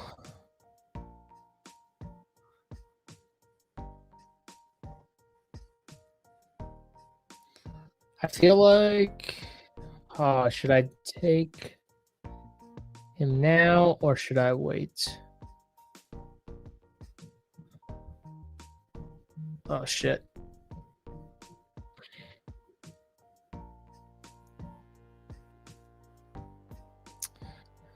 All right, so here we go.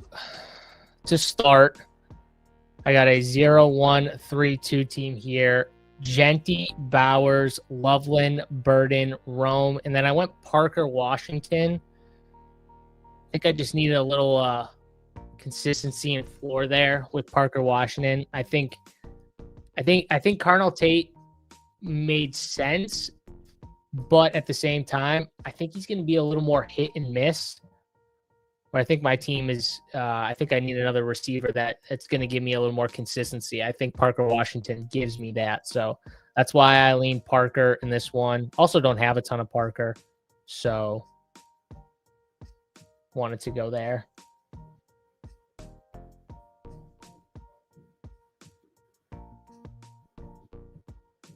Oh, you missed the start of this. Okay. I got you.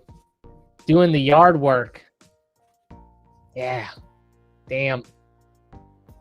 I told my wife I was down here for at least 2 to 3 hours drafting, so no yard work. Shady had 3 RBs early, so maybe you get the. I wish I got it. For some reason, with the kick, whenever they do stuff like this, they just lean into the position heavy. So I knew he was going to go with that fourth one. Urbano King says, do you think Alec Pierce goes on the pup to start this season? I'm going to lean no. And wow, I get a fall on Travis Hunter in that other draft, which is nice. I'm going to lean no. He does not.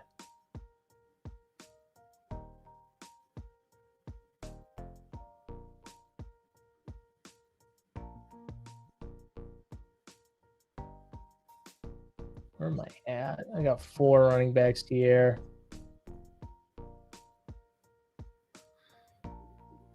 Trying to make sure. Lee Rat, so you're going to do another 25 after this? Yeah, I might have time for one more 25 after this. Yeah, just let me kind of wrap up this 5-5-5 as we're getting kind of closer here. But yeah.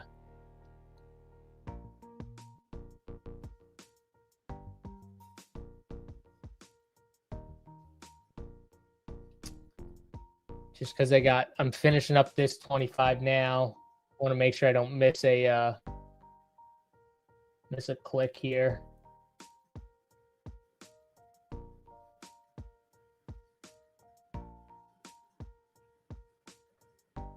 The one thing I wish that I could have gotten Mark Andrews in this $25. That's a bummer. But I like the team outside of that. AD Mitchell goes.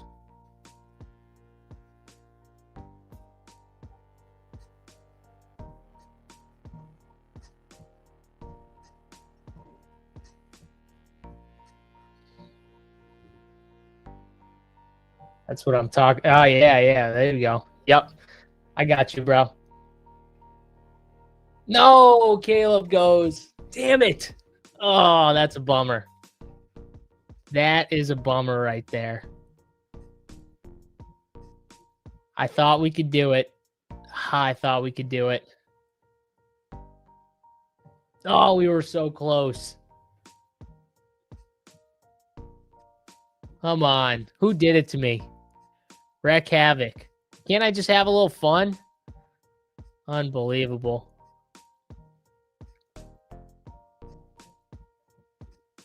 Just wouldn't let me have any fun.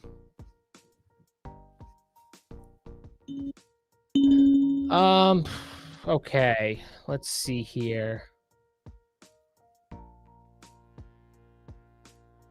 Well, I think since we have Parker, this was another reason why I took Parker. I knew this was a potential possibility that I get snipe on Caleb.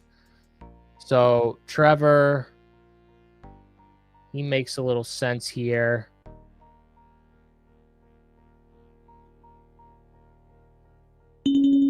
I can't sell myself on Jonathan Brooks at 85. Sam Laporta, I don't need I don't think I'm gonna go with a third tight end here. This is what sucks about doing it, is all the good picks are those tight end guys. Jaden Reed makes some sense. Oh no. I did it. I took Kenny Gainwell. Just because I'm on the other side of the board, and I think I needed a running back. I went back and forth on that. I almost went Jaden Reed.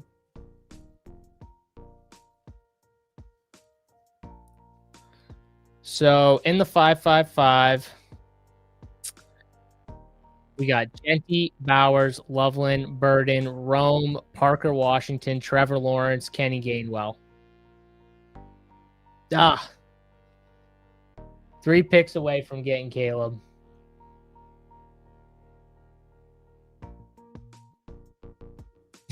Just take Mendoza right now to guarantee the stack. I don't think I will. I don't think I will. I could just take Kirk Cousins and Mendoza and be done at quarterback. I could do that. Just making a mess of this 5-5-5. Bob Johnson doesn't like my draft. Oh, Bob, you should have got in this draft. I don't know. I like the Raiders. I like the Bears. I'm into the Jaguars. Where's the mess? Here's one thing that drives me nuts. People thinking like these 5-5-5s, you just get these like amazing falling values. They don't exist. That doesn't happen in these drafts. Like, what is this, my 7th one I've streamed?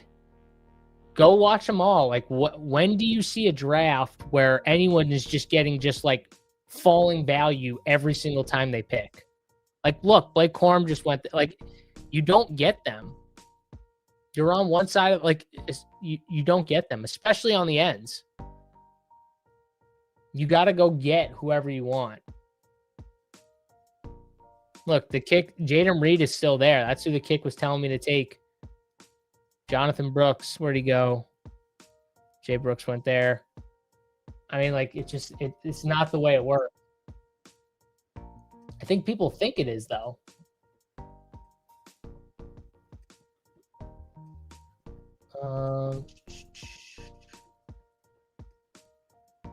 Oh, God. Gross tight ends left for me in this other draft.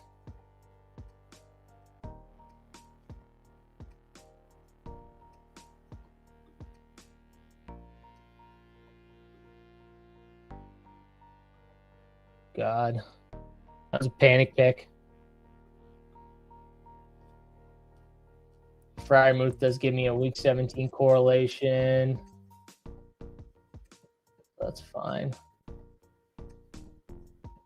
My tight ends in this other draft suck.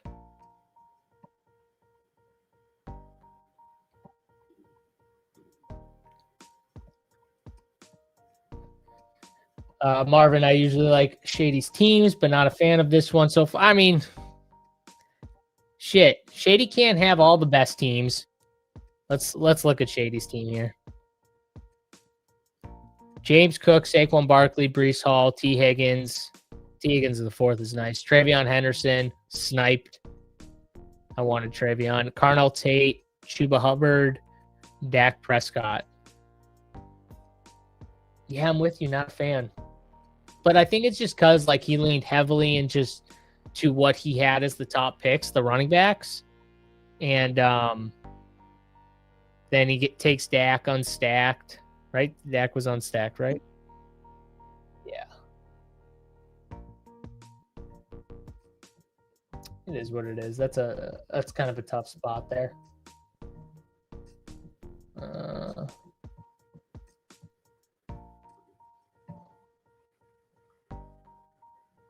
I'm definitely going 4 running backs in this other draft.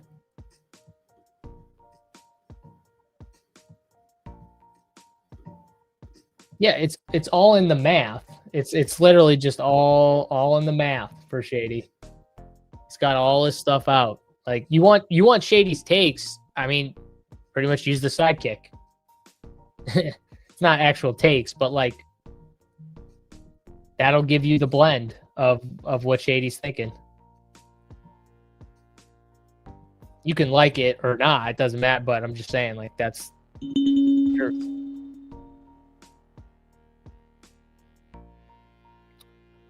And there's no harm in that. All right, let's see. Wandel's here. I don't hate Wandell Robinson on DraftKings. I think he's actually a pretty good pick. Let's take him.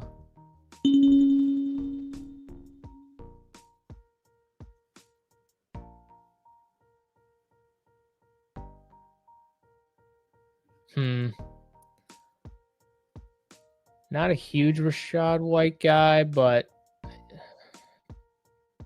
does have a week 17 correlation. My running backs aren't very good.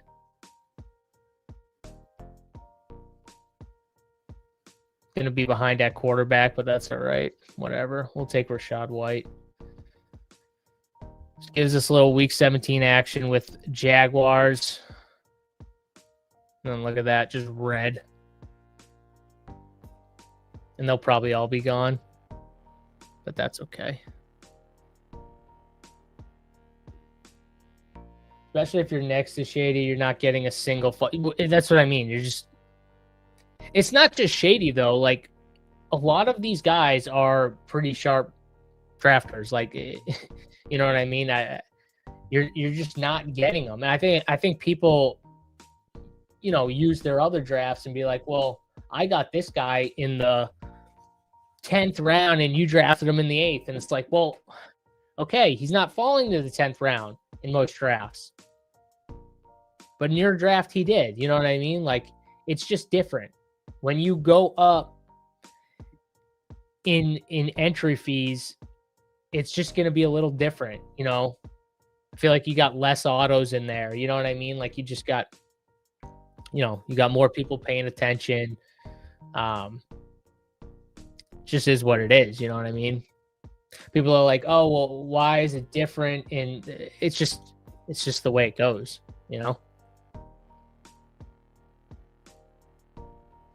I will say though, there are a few guys that just rip 55s and just don't care.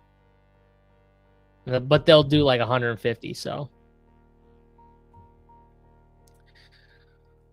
All right, so my team is definitely going to need tight end in the flex.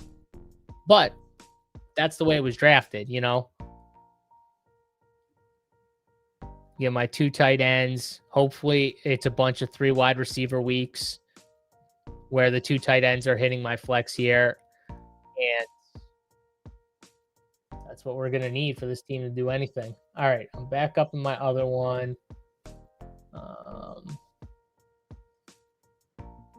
I'm going to take Surratt.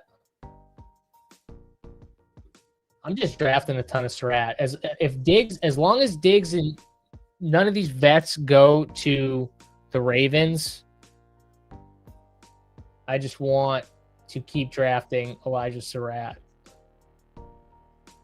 Goes as a nice bring back too with my Bengals stack. Got to keep looking at my tight ends, and they're so bad. Dalton Schultz, Pat Freiermuth, and Mike Gesicki. How bad is that? Like what? Is that like one of the worst tight end rooms you've seen? It's got to be.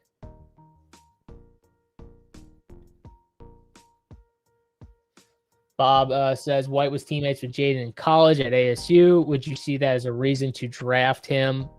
The reason for me, Bob, well, I think you can make the case that that's also a reason. Maybe, Jaden pushes for him out there a little bit more. easily. But I think the reason for me to like him a little bit is he's going to get the passing down work.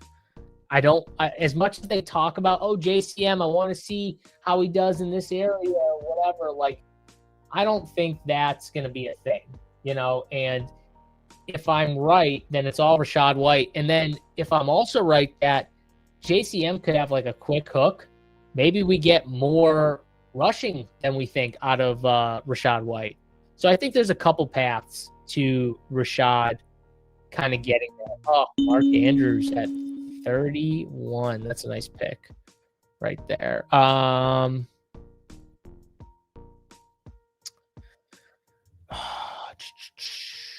What do we think here, boys? Well, I could just continue my. Let's go. I like Tyrone Tracy, so let's take some Tracy here.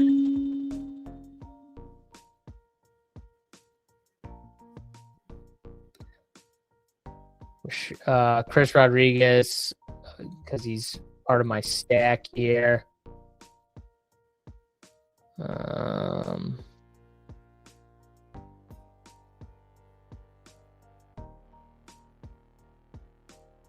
I'm gonna go Steph Diggs because I think Steph Diggs. Washington is a pretty good bet, and if we get Washington, then we have our Week 17 bring back with Trevor Lawrence. So I like it. So now we've got a 1-4. What's that? 5-2. Yeah, 1-4-5-2. I gotta make sure I don't miss my last pick over here. My $25. Just gonna take a tight end, whoever one of these guys. But yeah, Bob. So I think he's got more upside than just like, a pass catching guy. Jaden's boys with him a little bit, but that does help. I don't think that hurts. Feel like Tez Walker might have a bigger role this year. I like Tez over like Rashad Bateman. If you just ask me to bet on one of those guys.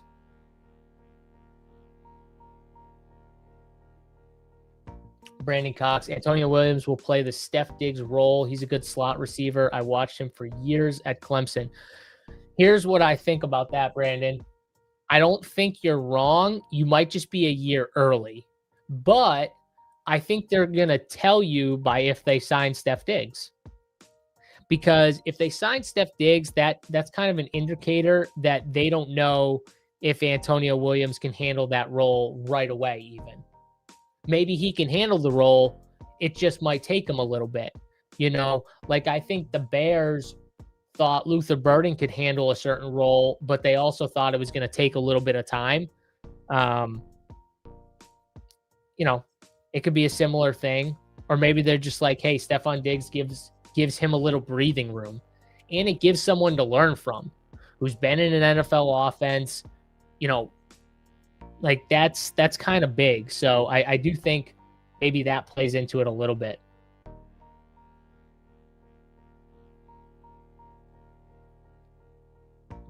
I highly doubt I get that lucky.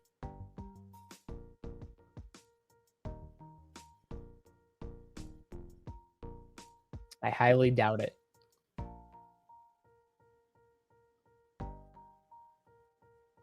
All right, so in my $25, I just finished up that draft. Here was the finish of that draft. So a 3-5-8-4 build over on DraftKings in the $25 milli. We went Chase, London, Higgins, Travis Etienne, Joe Burrow, Tony Pollard, Jaden Daniels, Josh Downs, Blake Corum, Bo Nix, and Matthew Golden, who are both auto picks, Keaton Mitchell, Stephon Diggs, Travis Hunter, Dalton Schultz, Pat Freiermuth, Mike Gesicki, Elijah Surratt, George Holani, and Eric All Jr. to finish that team out. So Tons of Bengals. If the Bengals stack does not get there, this team has no shot. But I do think the Bengals stack's pretty good bet. Jalen Naylor goes there.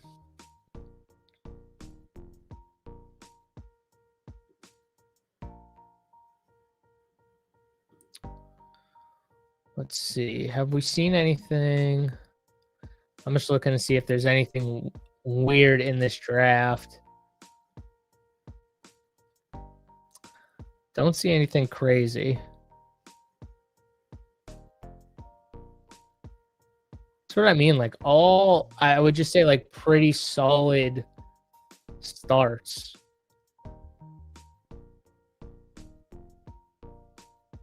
In my opinion.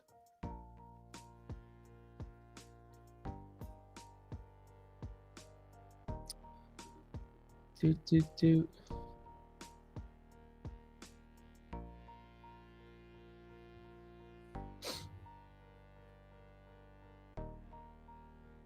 Cam just went. Shady gonna grab Cam. I would say Shady's gonna grab one of these. Well, wait. I don't know. How many quarterbacks does he have again? 2. I would bet he grabs one of these. I know the kick's not into McMillan, so he's not going to take McMillan.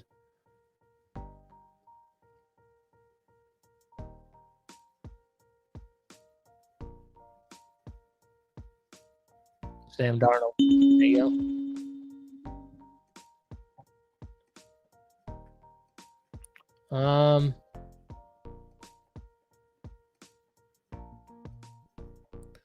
I feel like this is a pretty good fall on McMillan.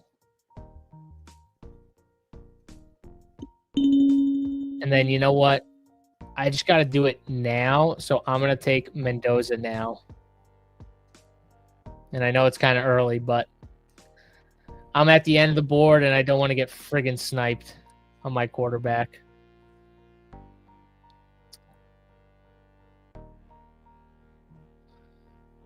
So we got a 2-4-6-2 build. Genty Bowers, Colson Loveland, Luther Burden, Roma Dunze, Parker Washington, Trevor Lawrence, Kenny Gainwell, Wan'Dale Robinson, Rashad White, Tyrone Tracy, Stephon Diggs, Jalen McMillan, and Fernando Mendoza there.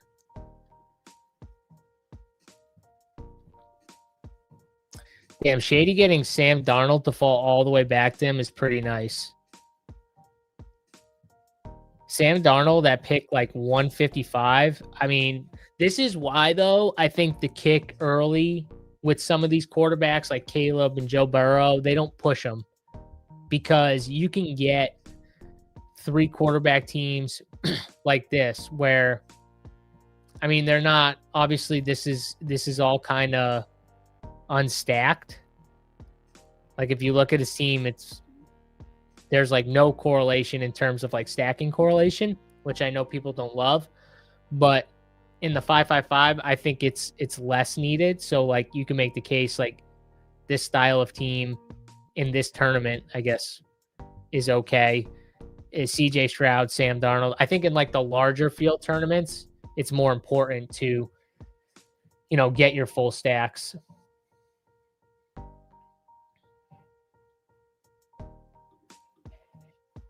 Elijah Higgins would be a nice playback for your Raider stacks here.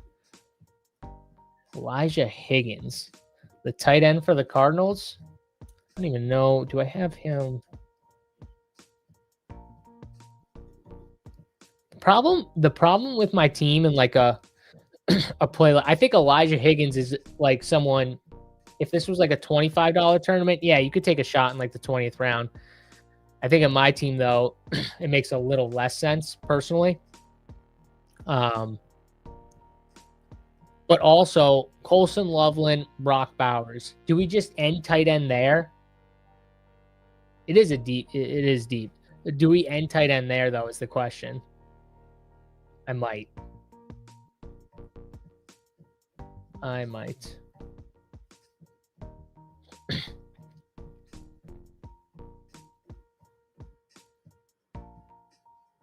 You could kind of make the case, too. My team could use 4 quarterbacks. And I don't think I've ever drafted 4 quarterbacks. but you could definitely make that case.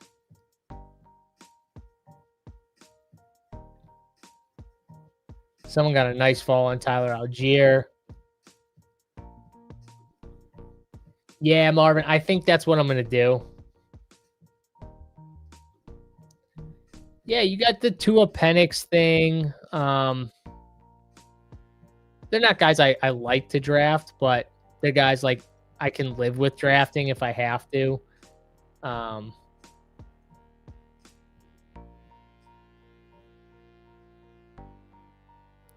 Let's see what TYA and Shady do.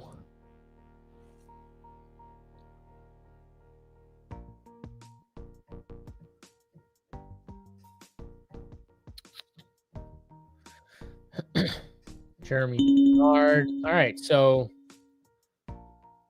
there we go. Who was talking about Antonio Williams? Right here, we just got a little Antonio Williams. So now we got Steph Diggs and Antonio Williams right there. Jonah Coleman is a faller. I don't take a lot of him. I don't hate it though. Trying to think, is there anyone else? Well, you know what, actually? No,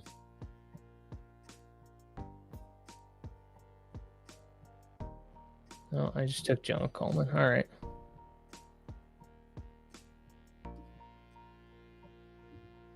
I feel like at 180, it's not that bad.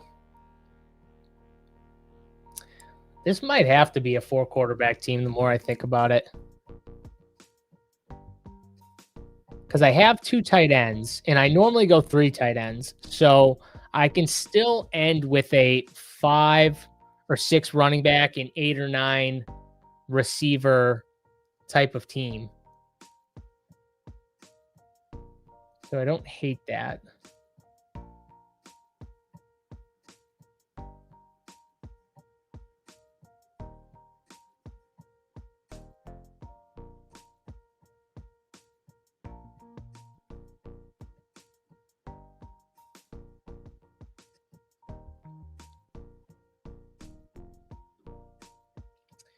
If you do not like Kyler Murray, then you could take J.J. McCarthy in the 20th round. Vikings always play bad. And why? Yeah, and I'm not a Kyler Murray guy. Well, I also thought it was interesting that they were like, hey, this is a quarterback battle. It's like, is it really? It's not a quarterback battle. If that's actually a quarterback battle between Kyler Murray and McCarthy, then JJ McCarthy's a really good pick because there's just no way Kyler is that bad. And I don't think Kyler's good, is the funny part. But there's just no way he's that bad. I don't think. But if the Vikings as a whole aren't as good, I could see JJ playing at the end of the year, which is, what you want. I don't hate it. You're making a bet. It's a little bit of a long shot, but I don't maybe it's not as long of a shot as people would think. There's definitely paths where Kyler gets benched. As a Vikings fan, Wentz will be competing for the starting job before McCarthy. They hate McCarthy. All Vikings fans. I respect it, though. I respect it. Let's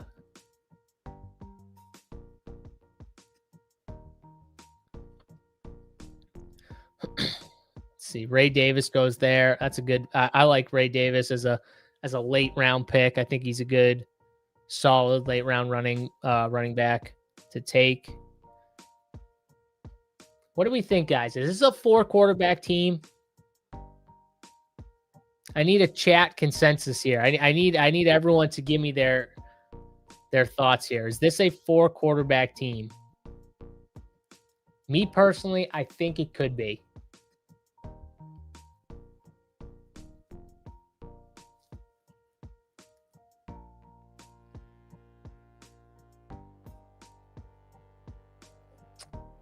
Bob says no. So my quarterbacks right now are Trevor Lawrence and Fernando Mendoza.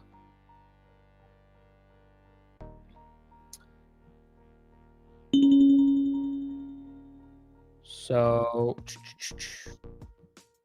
okay, this is what I want to do here. So I want to take, because Fernando Mendoza is definitely not going to play early. I don't think. I think they're going to give, I'm going to take Kirk Cousins here. So now I just have the Raiders. So now this gives me at least a room for quarterbacks, whoever it is. And then I'm going to take my boy Katron just in case late in the season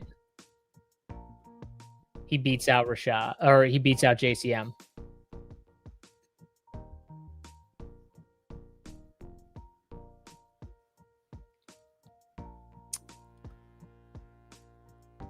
So now I have a 3-6-7-2 build. And then my wide receivers are Luther Burden, Rome, Parker Washington, Wan'Dale Robinson, Stephon Diggs, Jalen McMillan, and Antonio Williams. So here's the debate. Do I just take 2 more receivers? Kind of back my receivers up a little bit more?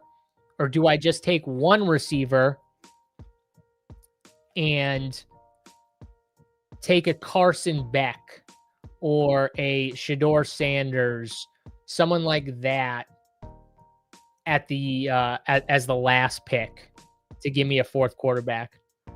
Carson Beck would actually be technically a bring back on the Raider stuff. And I do think Carson Beck has a really good chance to play late. So it would give me more outs late. Same thing with Shedeur. I don't think there's much left that would give me outs early, because I don't think Michael Penix is going to win the job early. I think they're going to give Tua the first crack. I'm not into Deshaun Watson. He would be technically an early guy. I think Shedeur gets the second half. And then the rest of them are just like if the quarterback goes down. Yeah, Todd Monken's wanted to draft Shedeur in Baltimore last year. I like Shedeur. I just think he's a second half quarterback. He's not a first half quarterback.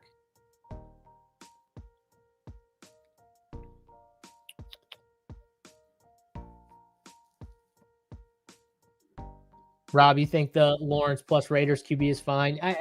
You're right. I think I'm overthinking it too much. I think you're right, Rob. I think it's fine.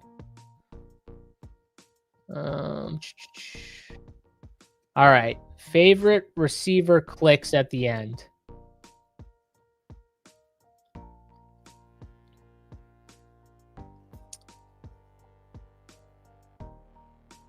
Let's see. Probably not going to draft Keenan Allen. Chimere DK. Not drafting him. Chris Brazzell. I don't have any Carolina or Seattle. I'm not drafting Chris Brazzell.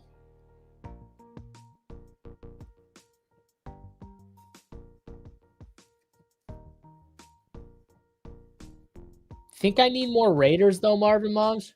I feel like I got plenty of Raiders.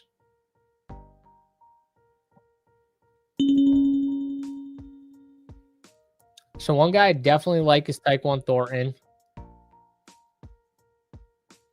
He's the wide receiver 3 if they don't bring anyone in. Is there any running back? Mike Washington's still here. I don't want to handcuff that though. So let's go Tyquan. Caleb Douglas, Xavion.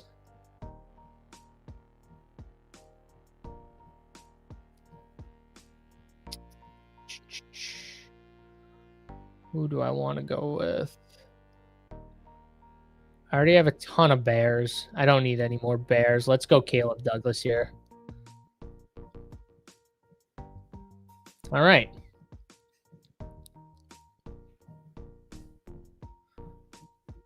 So I'm also going to get into another $25 here. We're just wrapping up the 555 now. We'll go through the team. But if anyone was looking to jump in a $25, I'm going to do one more and then wrap it up. So if you're interested in, I'm pulling up my phone now.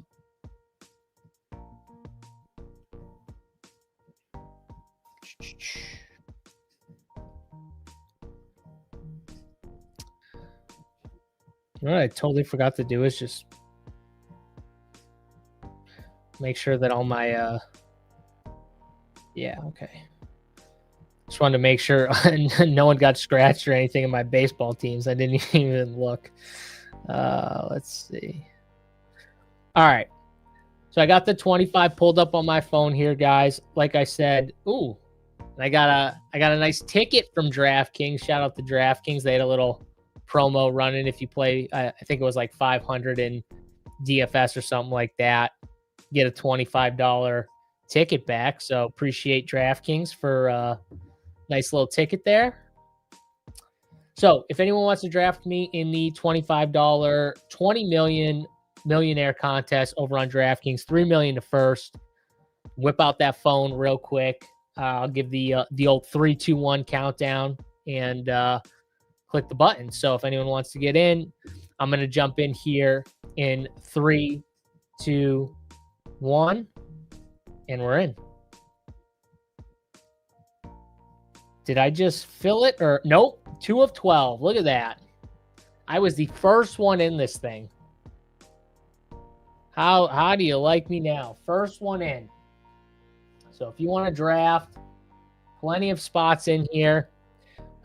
As that thing's filling, we will run through the 555 just to see how it wrapped up here. I'm just going to pull this thing up so I have it ready to switch screens on my board. Still 4 of 12. So if you want to get in, 6 of 12 now. If you want to get in on some action over on DraftKings, fill this thing up here. But all right, final roster in the 555. I think a pretty unique team here. Genty, Bowers, Colston Loveland, Luther Burden, Roma Dunze, Parker Washington, Trevor Lawrence, Kenny Gainwell, Wandell Robinson, Rashad White, Tyrone Tracy Jr., Stephon Diggs, Jalen McMillan, Fernando Mendoza, Antonio Williams, Jonah Coleman, Kirk Cousins, Katron Allen, Tyquan Thornton, and Caleb Douglas here. So a nice 3-6-9-2 build. I don't do this very often, but I think on DraftKings, the double stud tight end build is pretty fun. I mean, these guys are like volume receivers. Like, if it goes the way I think, they could smash and be guys that are like top 2 round picks here, or maybe even Bowers, even a top 12 overall here, which he's going to have to be, I think, for this team to get there. But I am very high on the Raiders and the Bears, 2 teams that I want to buy in on. And actually, I'm super high on the Jaguars as well. I wish I got like a falling Travis Hunter like I do sometimes, or there was a falling Brenton Strange, but I just didn't need a tight end at that time. But I feel like it's pretty well correlated. I got like the Stephon Diggs. If Stephon Diggs signs in Washington, that's good for this team. It kind of fits. If not, I have Antonio Williams, who is kind of a faller, who I think wins in that situation, because if Stephon Diggs doesn't sign, I think that means Williams, they feel confident in, can be like the slot receiver for a decent chunk of the season. So, yeah, it makes me more bullish on Williams if they don't sign a vet like a Stephon Diggs. You know what I mean? So we'll see. But I think either way, I either have that spot like backed up fully for if Diggs got hurt, or if Diggs signs somewhere else, then I have the guy at pick 180. So, or whatever it was, 180 something. And then, falling Jonah Coleman at 181. I'll take a shot on. Kirk Cousins, Katron Allen, kind of back up that room. I'm not big into JCM here. Oh, and I got the 1 pick in the other draft, so that'll be sweet. And then finished out with 2 receivers, Tyquan Thornton and Caleb Douglas, 2 guys I like late here. So yeah, 555. We're going to take Jahmyr Gibbs with the 1-1. I will swap on over to this draft. And feel free if you got like any questions or wondering why I, picked one guy or did one thing over another. I think though a lot of when you're drafting in high volume, I think it is good to change some things up and do some different things than what you would normally do. So that's kind of what I did in that 555. Some people will hate it. Some people might like it. It's okay. And if you don't like it, get in there and draft with me.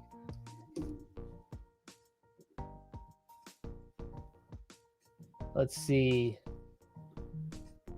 Yes, I got the 1. Lee, where are you at here? Okay, you're at the 10 spot.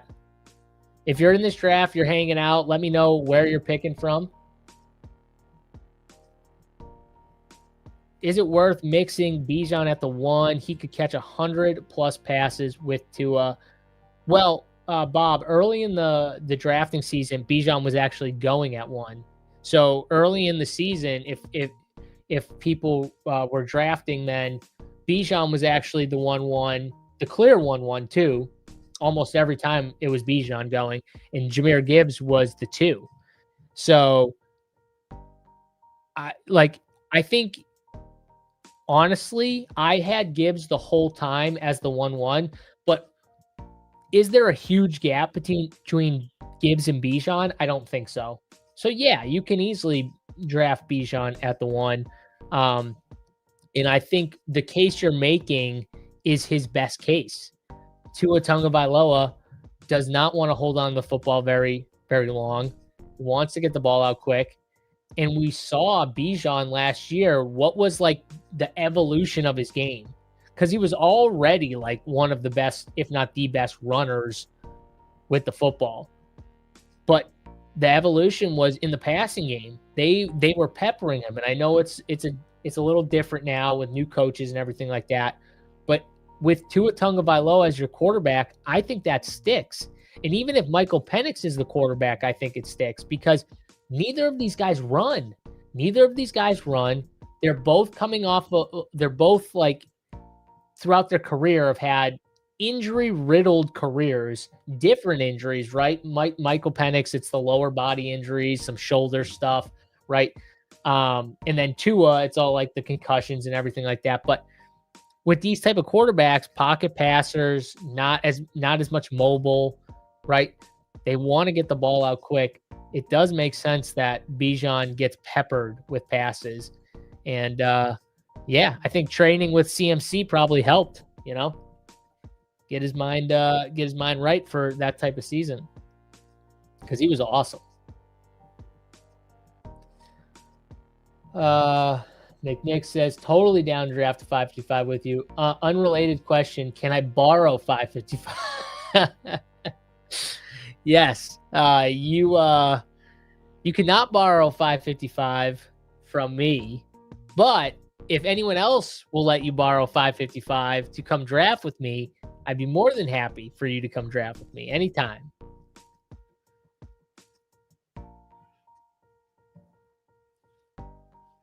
Although I have donated plenty of DK bucks before, or real bucks that people used as DK bucks. But not today. Maybe one day, though. Spencer. Yeah, send me 555 JSU.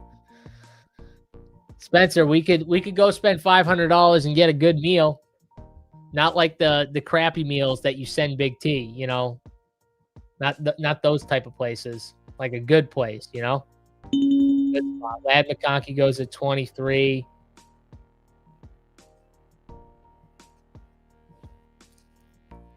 All right. What do we want to do here? So we got Gibbs.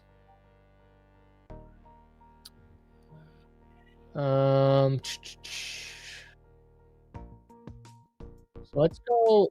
Like I said, I don't go Nico very often. Let's go Nico. And I always go Rashid Rice. But let's go Devonta Smith here. So let's go Gibbs, Nico, Smith to start. Now we're starting to talk here, man. Maybe even a little more upscale than a Ruth's Crisp. Maybe a little more upscale. A lot of Wendy's for $5.55. Yep. My Wendy's trip, I already booked it. It's ready to go. Stupid Big T. Maybe I can find 555 of my closest friends. The financial burden would be more palatable. Well, I'll tell you this, McNix.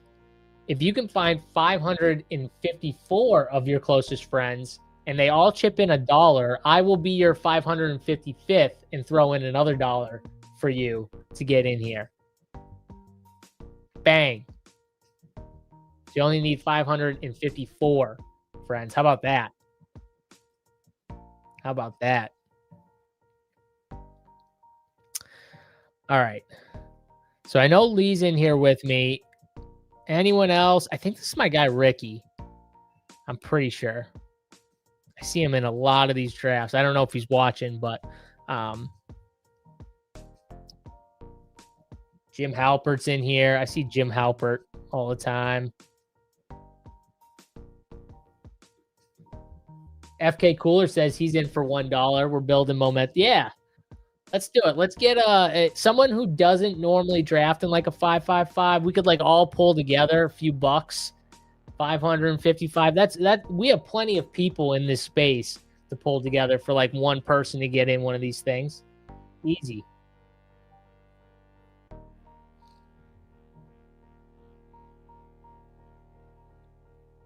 Maybe when I get Big T finally on a show, maybe we'll do a giveaway or something like that.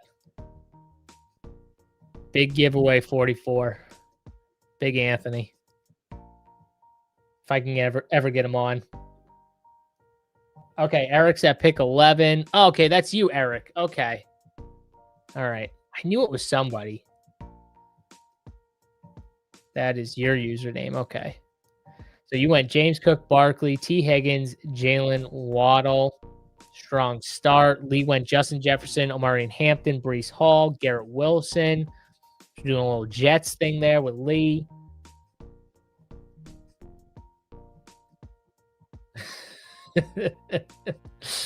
$554 friends. Definitely doable. I'm only 553 away now. Let's go. McNix. We're rolling. You just added 2 friends on this show. You didn't even know it, brother.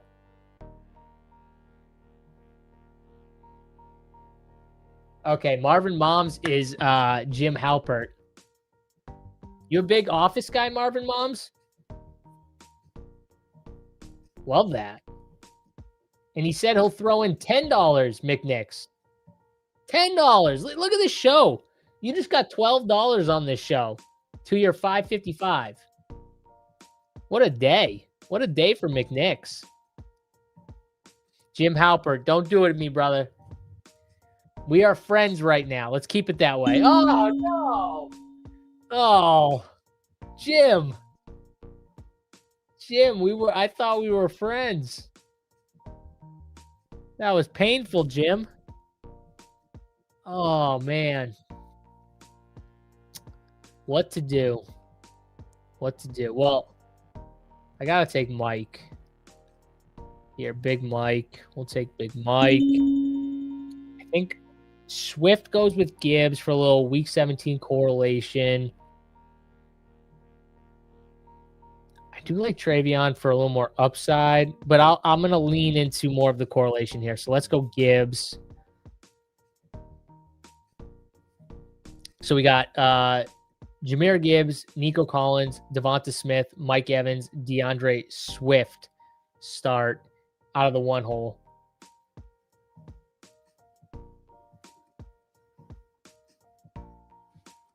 Released Radio 649 says, I'm at the 12 spot.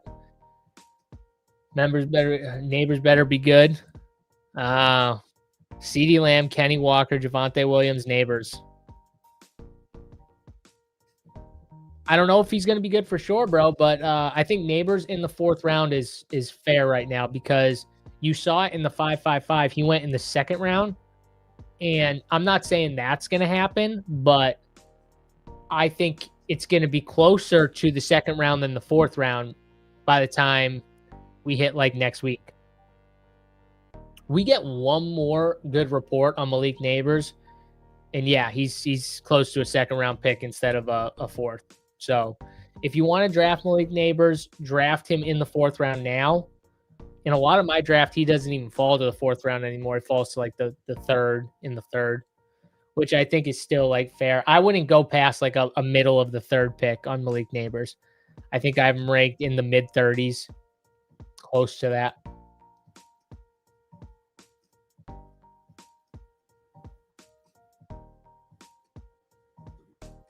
Spencer says, my group won their golf tournament. I'm in for $1. Sorry, I'm selfish.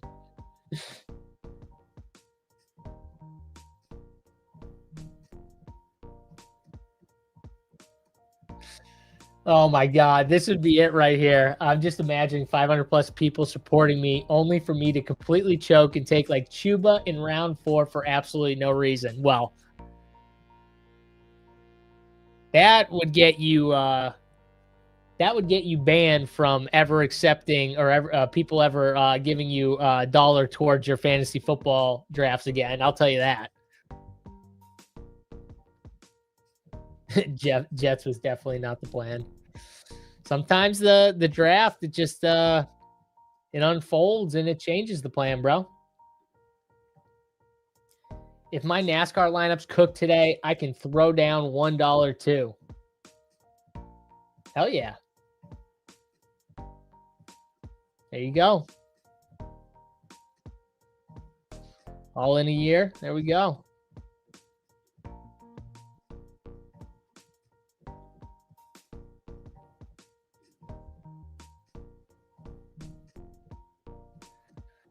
I don't know what the first part of this means, but are you on Quorum? Yes. I love Blake Quorum. And I've had him ranked way ahead of ADP. I think I have him in the mid 80s. Like 83 or something like that. But you got to remember too, his ADP has been rising. He was in the hundreds like a month ago. 102, whatever it was, and he is flying up boards. I know on UD's like 91 now. What is he on DraftKings? Let's see. On DK, he's 102 still on DK. Okay. Well, I know on UD he's 91, so he's a lot harder to get. And I see him go in the 80s sometimes. But that's where I have him ranked. So yeah, I'm in on Quorum. I love Quorum. Felix Reyes, my man.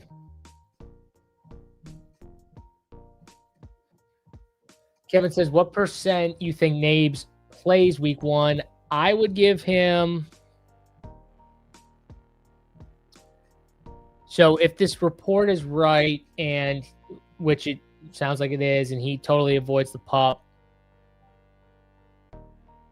I'd give him like probably a 40% chance of playing in week 1. There's still an outside shot that he's not ready and they hold him back, but that would be really good for him. Okay. We don't have Drake May here. Just seems like a really good pick. I don't have any Patriots, but I don't think I can pass that up. So I'm going to take it. Now we can go.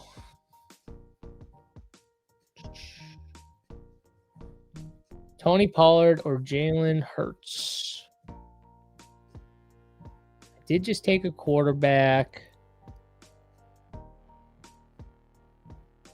Let's go Tony Pollard here. I just took a quarterback.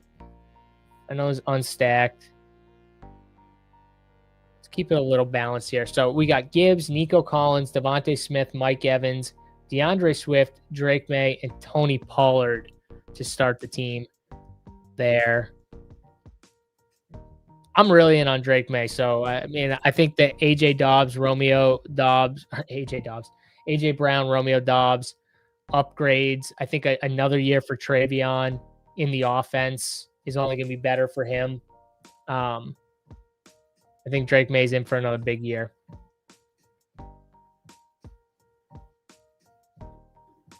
All good, brother. It's allowed. I knew what you meant. I knew what you meant, bro. It was probably a bad idea to try this while you're in 3 poker tournaments right now? Wow. Yeah, maybe a bad idea. That's all right. Are you finding tough to get different types of teams on the left side of the board? Not sure why, but my right side teams always seem a bit more interesting.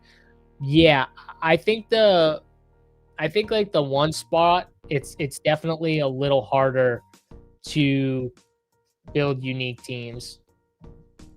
At least what I find. But I also feel like in the one spot, sometimes you get like the sick fallers that you don't always get. Like I said, like in early best ball season, you were getting Jalen Waddle at that 4 or 5 turn easily in drafts. So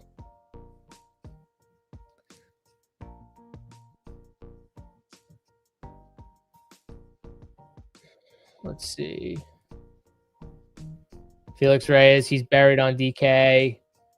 I usually grab him in the late 80s on DK. Who are we talking? I don't even know who we're talking about, Felix. What am I craving for dinner? Well, my wife is currently upstairs, and I think she's cooking. So whatever she's cooking. I don't know what that is. That's the right answer, right? The wrong answer is like, no, I want to just go out and get like a burger. Get like a nice burger. But that's okay. Oh, Quorum. That's who you're talking about? Yeah. I think he's a really good pick. I think he kind of continues to eat into Kyron. And also great game scripts, right? I think they're going to play with leads a lot this year. And, you know, if they are trying to save Quorum a little bit more, or I'm sorry, Kyron a little bit more, it would make sense, you know, in the regular season to give someone like Quorum, if they're up a decent amount, to give him more of a look. So, yeah, I think he's a really good pick.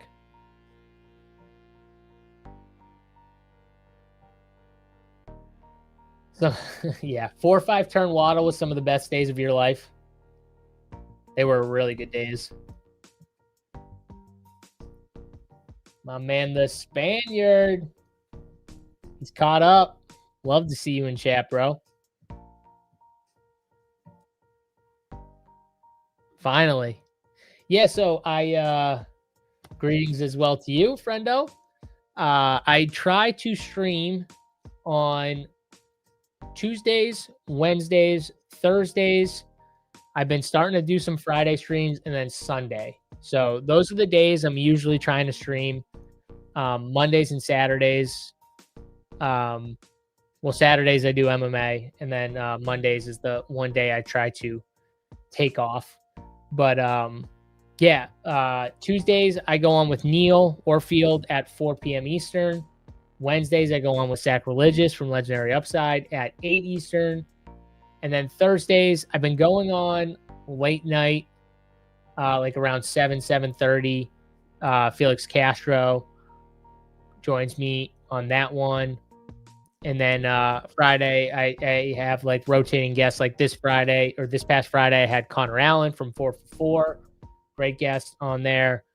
We went on at like 12 Eastern, and then Sundays I always do like 12 or 1 normally for a high stakes stream, and then a couple of these $25. So yeah, try to keep it somewhat consistent, you know. So let's see where we go here. We got an auto, Jaden Reed. I figured he was gonna go. Let's see where Jim Halpert, aka Marvin Moms, goes.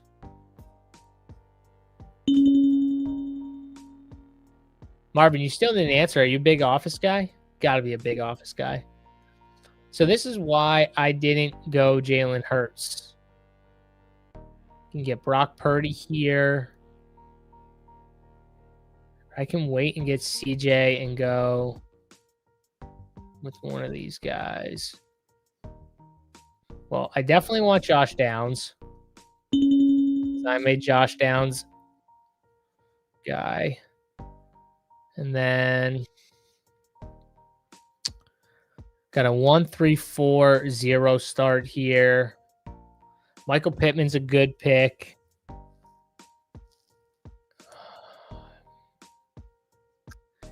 I'm just going to get my quarterback here. Now we're done. Blake Corum was a good pick there. If I felt like I needed a running back, I could have gone Blake Corum, but I have Gibbs. I got Swift. I got Pollard. I think those are 3 solid running backs. Nico, Devontae, Mike Evans. You could have made the case that I could have went Blake Corum instead of Josh Downs. Those are like my favorite picks right there. But yeah. Purdy could be last year's Stafford with Mike Evans. 100%. If Mike Evans stays healthy, Brock Purdy and Mike Evans are going to smash. The key is just health. And it's not just with Mike Evans. It's with Brock Purdy. It's with that whole team. I mean, CMC, Ricky Pearsall. Whenever you hear someone who's like, yeah, I'm out on CMC, like I say, like the whole premise is like, man, I just hope the efficiency numbers stay or get worse from what they were last year rushing, and or he gets banged up. Because outside of those factors, like CMC is going to be a good pick. He's going to be a really good fantasy option. You know? But it's the same thing with like all of San Francisco. Purdy has so many weapons. I feel like he's an underrated fantasy quarterback. He's so good. It's just that he gets banged up. And he'll run a little too. Like, you know, he's just a solid. And that offense just produces, you know, good fantasy running back or great fantasy running backs, great fantasy wide receiver 1s, even 2s, great fantasy tight ends, George Kittle. Like every position, the quarterback, like that's the system. So the system is just a smash. And man, how about that news? Kyle Shanahan just all of a sudden, like, just get the news like, yeah, a week ago he was in the serious car accident. Glad he's okay though. But it sounds like he got beaten up badly in that car accident. But yeah, glad he's hopefully he's good to go for the season and everything's good with him. Cause that's the engine right there. That dude, at least for the offense, like they need he is a big part.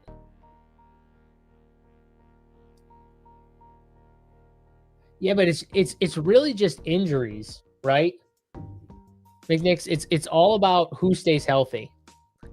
Like if you had a crystal ball and you knew exactly who was going down, you would know exactly, like the other guys would smash. The healthy parties for 17 weeks would be like some of the best picks on the board.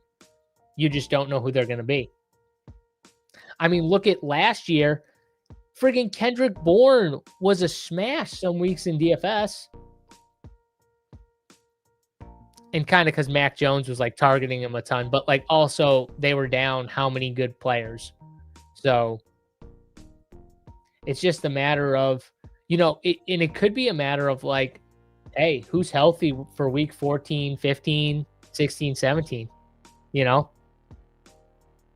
Like it just might be who stays healthy and is there at that time to smash for you,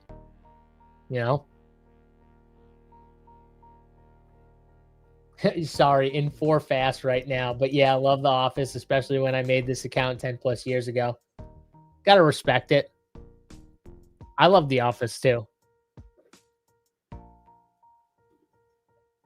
Christmas party episode and the injury episodes are the top tier. So many good ones. It falls off after like season 5, I think, but those first 5 seasons were gold. People were afraid of Rams injuries last year, and that worked out great. Could see something similar for the 49. Yeah. It's just betting against like the market. If people are afraid and they're giving you like falling values on guys or values that you see, yeah, you can just bet against it and just be like, okay, well, what if these players all stay healthy? If Mike Evans plays 17 games this year, guys, Mike Evans will be the Devontae Adams of last year. He will lead the NFL in touchdowns, passing touchdowns. That's what he'll do if he stays healthy for 17 weeks or 17 games. He's just an absolute smash.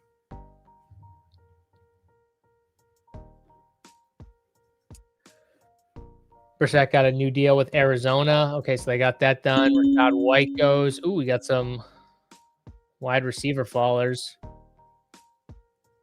This kind of makes me wish I went Blake Corum.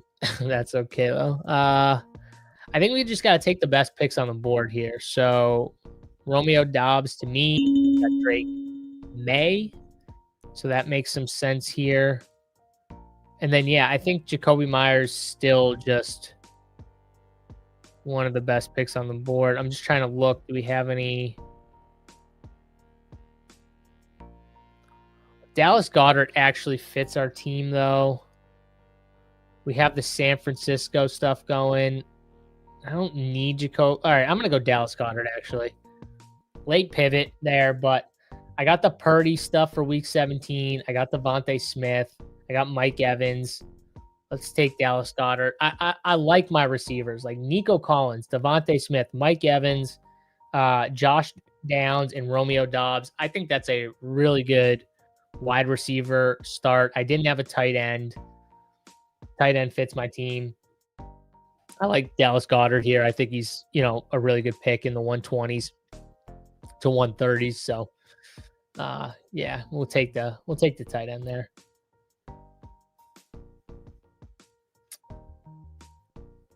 See what some of our guys are doing. Jim Halbert starting out with Bijan, Ladd McConkey, Zay Flowers, Luther Burden, Lamar Jackson, Caleb Williams, QJ, Jonathan Brooks, Kyle Monangai, Rashad White, Jacoby Myers. Oof. Jim, you might want to start focusing on this team, brother, because you got a really good team going. You got a good team rolling, man. Bijan, and then like this is the way, man. You got Bijan, and then you go Brooks, Monangai, Rashad White. So you got that like horse running back with the one, and then you got a bunch of guys that can kind of trade off being that RB2. Your quarterback room is fire. Like you don't even need another quarterback. Lamar and Caleb. And then Ladd, Zay Flowers, Luther Burden, QJ. And Jacoby Myers at 123. That's a really good wide receiver room. This is a well-constructed team. We'll see how you finish it with tight end, but I think you are on your way right there, my friend. Who knows with this draft? You might get a falling tight end.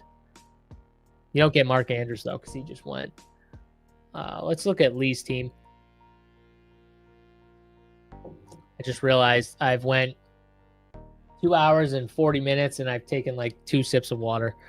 Justin Jefferson, Omarion Hampton, Breece Hall, Garrett Wilson, Brian Thomas Jr., Jalen Warren, Trevor Lawrence, Rico Dowdle, Jordan Addison, Kyler Murray, and Mark Andrews here. So he's got the Jag stack going.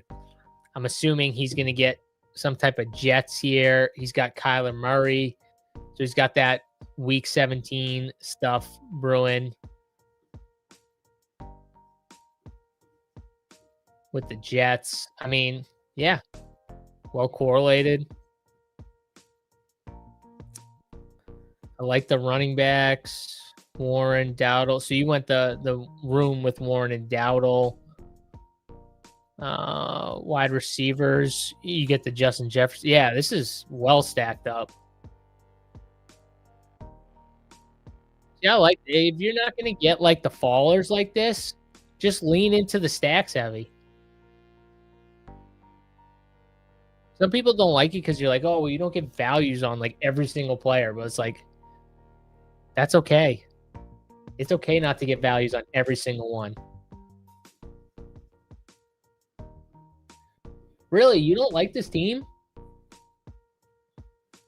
I kind of like it, Lee. And I'm not even like into the Minnesota stuff as much, but I like the way you stacked up this team. You got good running backs. Your receivers are solid. I mean, I don't love Khalil Shakir, but you can make the case you kind of needed a Khalil Shakir type. Like, just get me 10 or 12 a couple weeks.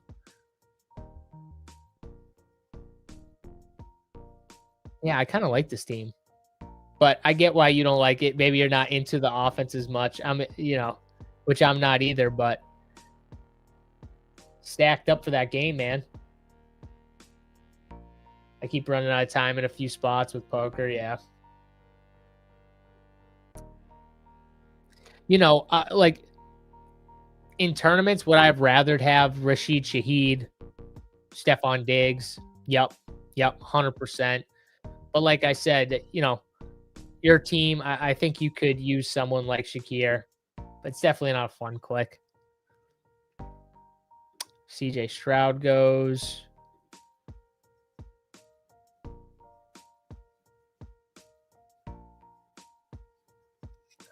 I kind of like Chig here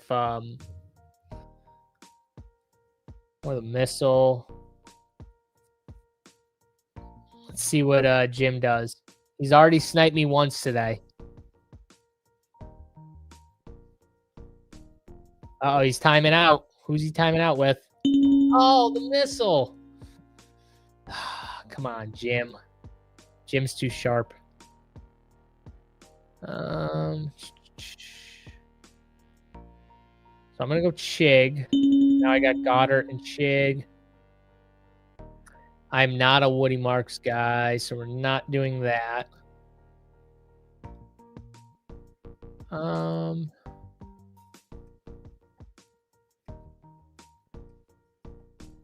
Drake May, Brock Purdy. Do I want a third quarterback?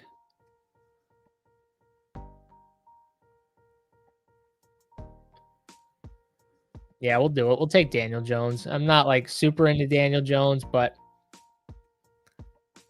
I'm into the 3 quarterbacks a lot.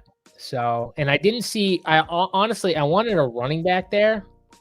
I didn't see a running back I loved. So I could have just taken like Hunter Henry or Brenton Strange and been done, but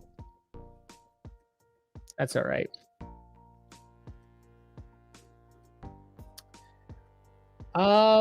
Probably not, Felix. I think I'm going to stop at, I think I'm going to cut it at 3 hours. But appreciate you hanging out, brother.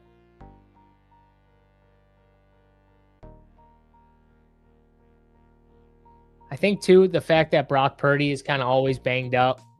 I think I should probably have a third just in case with someone like him as my 2. Even though I do think Drake May's in for another big year. So now I got a 3-3-5-2 start on DraftKings. We'll see how it can finish out this running back room. I think it's fine, though, when you got Jahmyr Gibbs. You got Jahmyr Gibbs, you got Swift, you got Pollard. You know, Jahmyr Gibbs is going to hold down that one. You know, it might not be a team that's always hitting the 3 running backs in the flex, but I think it'll be good enough. I would have loved the missile, though. The missile fit well. Jim's team is, man, Jim's team is nice. It's fun. Even though you don't have Justin Herbert, it's still a fun team.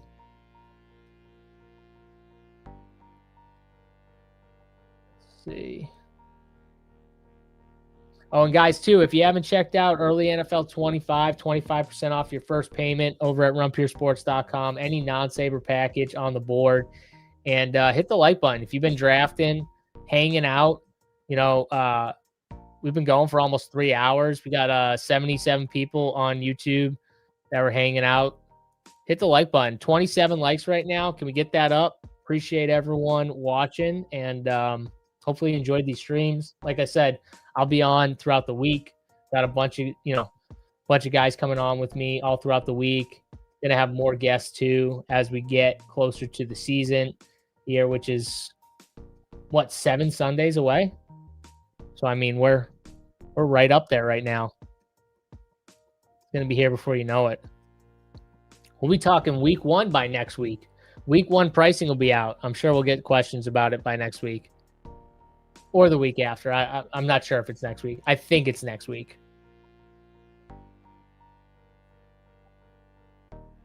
Let's see. Marvin Moms. I agree with a lot of Chess Liam's logic around still stacking teams, even if you miss the QB. Yes. Yeah. So I'm not super familiar with Chess Liam's logic. I haven't listened to him talk about best ball or anything like that. I don't really know him other than he blocked me on Twitter for, I wasn't even talking to him. I think I just retweeted something that was said about him. But regardless, doesn't matter.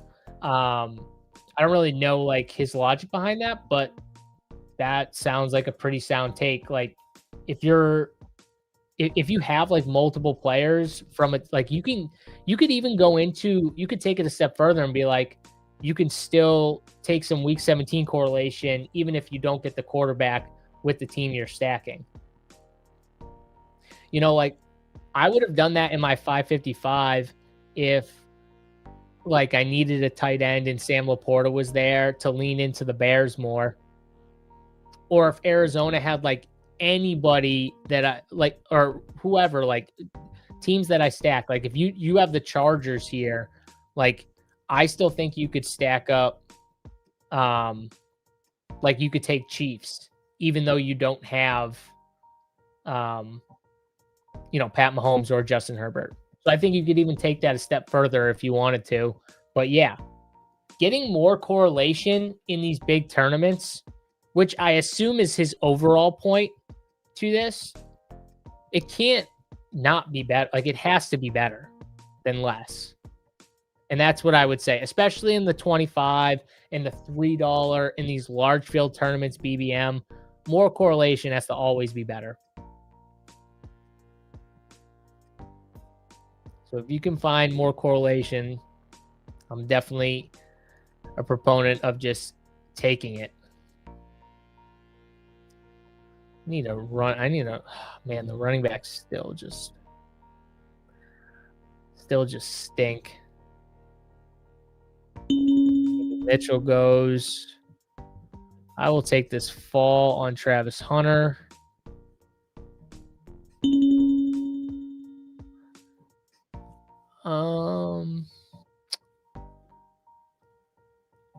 No, I'm not a Sadiq guy. I know it's a little fall on him. I wish I could sell myself on a running back in this range. I just can't do it.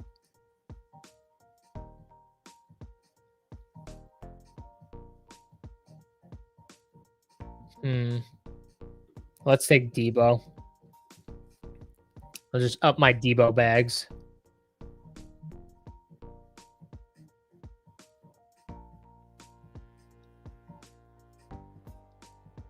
Hopefully he just signs and then we don't have to worry about that.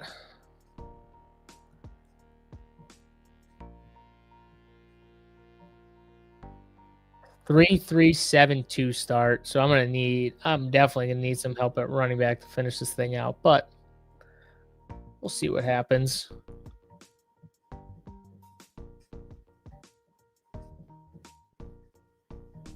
You took Sadiq. See, Jim, look at that. You got your 80 Mitchell Sadiq. Little combo right there. Yeah, I mean, I think the way you're building this thing out, you got a little Jacoby Myers, Brenton Strange combo, Keaton Missile, QJ, Lad combo. Yeah. Just solid. You got Rashad White for that little bring back with Jacksonville. I like it.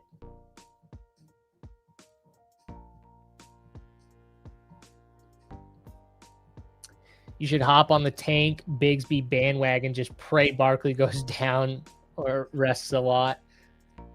Yeah, I don't mind it. Honestly, in that range, he probably is the best pick in that range. So, yeah, I could see that. I don't hate it. I don't have a lot of Tank Bigsby, but I click him sometimes. Now, this is a fun click. Damon is a fun click. He's someone I might click actually in this draft. He's a guy I could definitely see myself clicking because I don't believe I have literally 1% Aaron Jones. I probably have 1% Jordan Mason. So I really don't believe in those two guys long term. And I liked what I was hearing when I was listening to this these two beat writers, or one beat writer, I can't remember, talk about Minnesota. They were kind of saying how like Aaron Jones is the pass catcher and more of the change of pace, and Jordan Mason is like the first and second down running back. And it's like Damon Claiborne they brought in kind of is the change of pace, the role Aaron Jones might play this year to start. But if Aaron Jones can't stay healthy, Damon might just come into that role. Because Jordan Mason can't play that role. He physically can't. It's not his game. So I think it's not a bad click at the end. In a room that I'm lower on than the field. Like the field, all of a sudden, off of that one take of Jordan Mason being like the first and second down guy possibly, from a beat writer, the field has just jumped him up like 20 spots or 15 spots. It's still Jordan Mason. Like, let's all just settle down a little bit. It's crazy, though. Just like a little bit of news like that changes everything.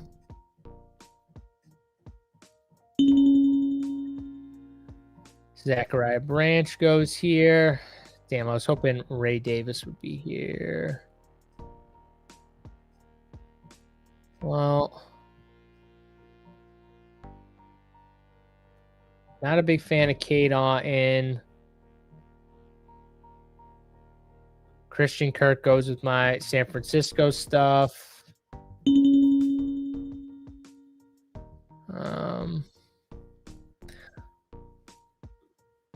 And you know what? I don't have much Jaden Blue. Let's take some Jaden Blue. They did talk about getting him more involved. I could see, you know, and they were talking about how he came in and, you know, doing his work. If he is right and the coaching staff is not pissed at him, then he should be active. And if he's active, then he should be the number 2 guy and not Malik Davis and whatever else they were throwing out there. I think he's a good compliment to Javonte too. He can catch the ball. He can give you that change of pace that I think Javonte's kind of missing. Javonte's more of that steady Eddie back. And I think Jaden can give you like that big play upside in the backfield. So maybe he doesn't get a lot of touches, but maybe he gets like, you know, 6 to 8 touches a game or something like that. And if you know, Javonte goes down, you get the upside of Jaden Blue coming in. I mean, probably 2 running backs would come in. I don't know if they trust Jaden Blue with like the full work, but still, like you might get like 60% Jaden Blue, which would be okay. Yeah, the way the coaches were talking, it sounds like they want this. It's just a question of can Blue like do it? Can Blue just be a pro, not do any of the bullshit that they didn't like last year? And it does feel that way. Like he's got a role regardless, and it's as a pass catcher. So we got 3 picks left. I feel like wide receiver's pretty good. Definitely going to need one more tight end and at least one more running back, maybe 2. I think I could honestly end here at receiver.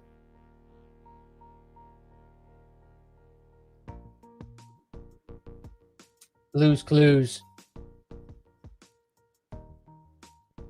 I'm honestly still hurt by Blue, so it kind of annoys me that I clicked them. But it does also sound like they're more into it this year, the coaches. I'm a big Jaden Blue fan. Coaches saying the right stuff about him right now. That's the key. Because I don't think we knew it last year until it was kind of too late, obviously. But like the coaches just didn't like what Jaden Blue was putting out there in terms of like everything pretty much.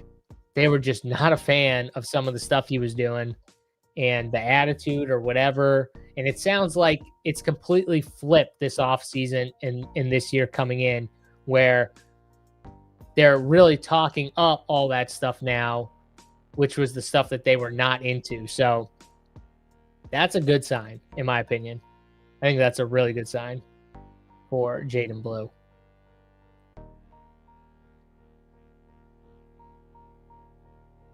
Jeremy Bernard's still here. God, Jeremy Bernard, he seems like such like a tough click, but I get why people are clicking him. I think Michael Pittman's a really good click there. Kayshon Boutte goes. People heard he made 1 big catch in camp, and he's already moving up 2 rounds.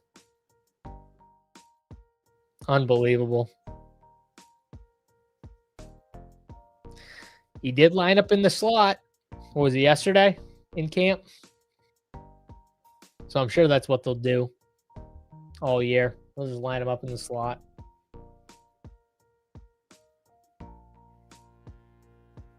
The Patriots upgrades, though, are going to be so good. Kayshon Boutte, finally, he's not going to be their number 2 guy. He's going to be 3rd or 4th. That's what you want. All right, let's see what we got here. We are almost up on the clock.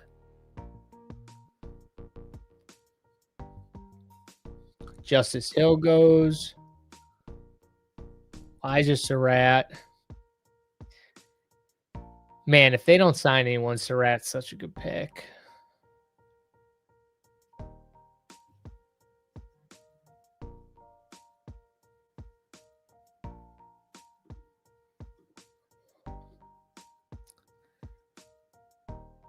Do I take so we got Chig, Dallas Goedert at tight end. Darnell Washington goes. That was going to be someone I thought about clicking. I'm into Katron Allen. Helani or Claiborne? Let's do we were talking about Claiborne. Let's do the Claiborne. So we got a 3-6-8-2 build. Maybe I didn't need the 6th running back. I don't know. That could be a mistake. And then my tight ends, maybe a little thin, but Dallas Goedert and Chig Okonkwo. And let's see what we can do. So I got a little Katron to go with Travis Hunter and Chig for a little week 17.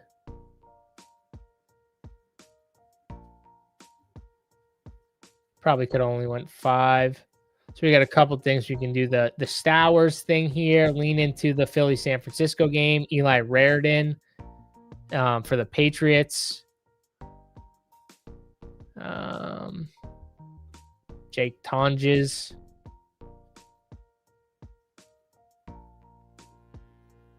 Jets drop bombs. GM, brother. Good morning to you as well. Or afternoon now. Let's see how our guys finished up here. So, because they've been hanging out with us for a lot of the time. Appreciate everyone hanging out. Don't forget, smash the like button. Some of the guys in this draft with us: Jim Halpert, Bijan Ladd, Zay Flowers, Luther Burden, Lamar Jackson, Caleb Williams, Quentin Johnston, Jonathan Brooks, Kyle Monungai, Rashad White, Jacoby Myers, Keaton Missile, Brenton Strange, A.D. Mitchell, Kenyon Sadiq, Zachariah Branch, James Conner, David Njoku, and Devontae Walker here. He's got one more pick left, a 2-6-8-3 build. I like it. I think clearly your tight ends are the weak point of this team. Maybe you're going to go a fourth tight end. I don't know. But definitely the spot that's probably the weakest. But I really like the rest of this team. I mean, I think it's well correlated. A lot of good team stacks. Lamar and Caleb, just absolute studs at quarterback. I think he did a good job with his RB1 being Bijan, and then getting a bunch of these, like, you know, twos-ish with Brooks, Monungai, White, Missile. Because you could make the case, like, they could be ones at some point. And then he gets a James Conner at the end that I think could be traded. But they wanted to see him out on the field, so we'll get to see it. But not as into David Njoku, but good offense. You're leaning into your team stack too, because you do have Chargers, so I get that. And then I think you were talking about Tez Walker, so Devontae Walker, so from Baltimore, being a decent pick here. You got one more spot left. Let's see where you go. Lee's team. Justin Jefferson, Hampton, Breece Hall, Garrett Wilson, Brian Thomas Jr., Jalen Warren, Trevor Lawrence, Rico Dowdle, Jordan Addison, Kyler Murray, Mark Andrews, Khalil Shakir, Juwan Johnson, Zach Charbonnet, Geno Smith, Jerry Jeudy, Calvin Ridley, Mike Gesicki, Keon Coleman, Nick Westbrook, Akine. This team is going to come down to the Minnesota and Jets stuff. If those teams do well, you'll probably be pretty good. I don't really love the end of the draft, but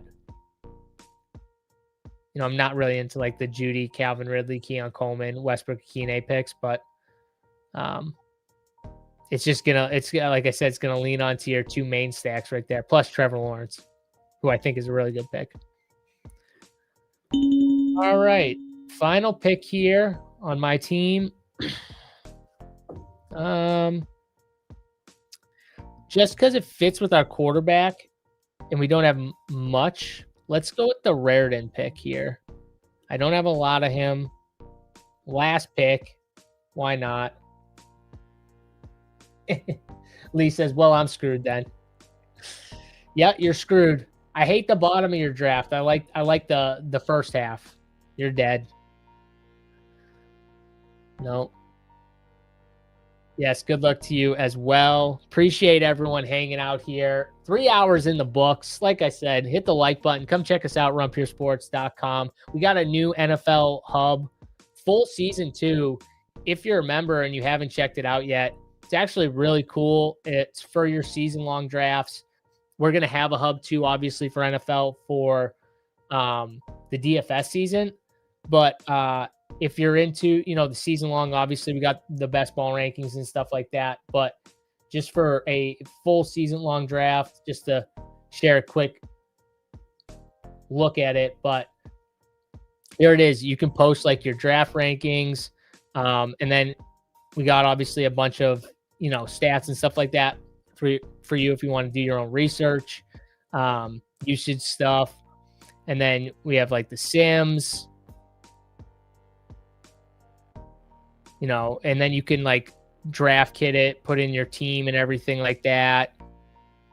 There's like waivers, trade optimizers, all this type of stuff. You can get insights on all the players and everything like that. So if you're into the full season long stuff and you want to check this out, which I know a lot of people are, yeah. And then we got all the, stats and everything you need to do your own research for your season long stuff. So if you're into it, check it out. Use that code early NFL 25. I can tell you the DFS hub is going to be even better. It's going to be sick. So make sure you get in for DFS here because it's going to start. Preseason's in about 10 days. I don't know, something like that. So get in now. It's going to be awesome. Appreciate you hanging out. Mom, smash that like button. That's going to do it for this show. I'll be back on Tuesday with Neil Orfield. Until then, good luck in your DraftKings drafts, and I will see you guys Tuesday. Peace.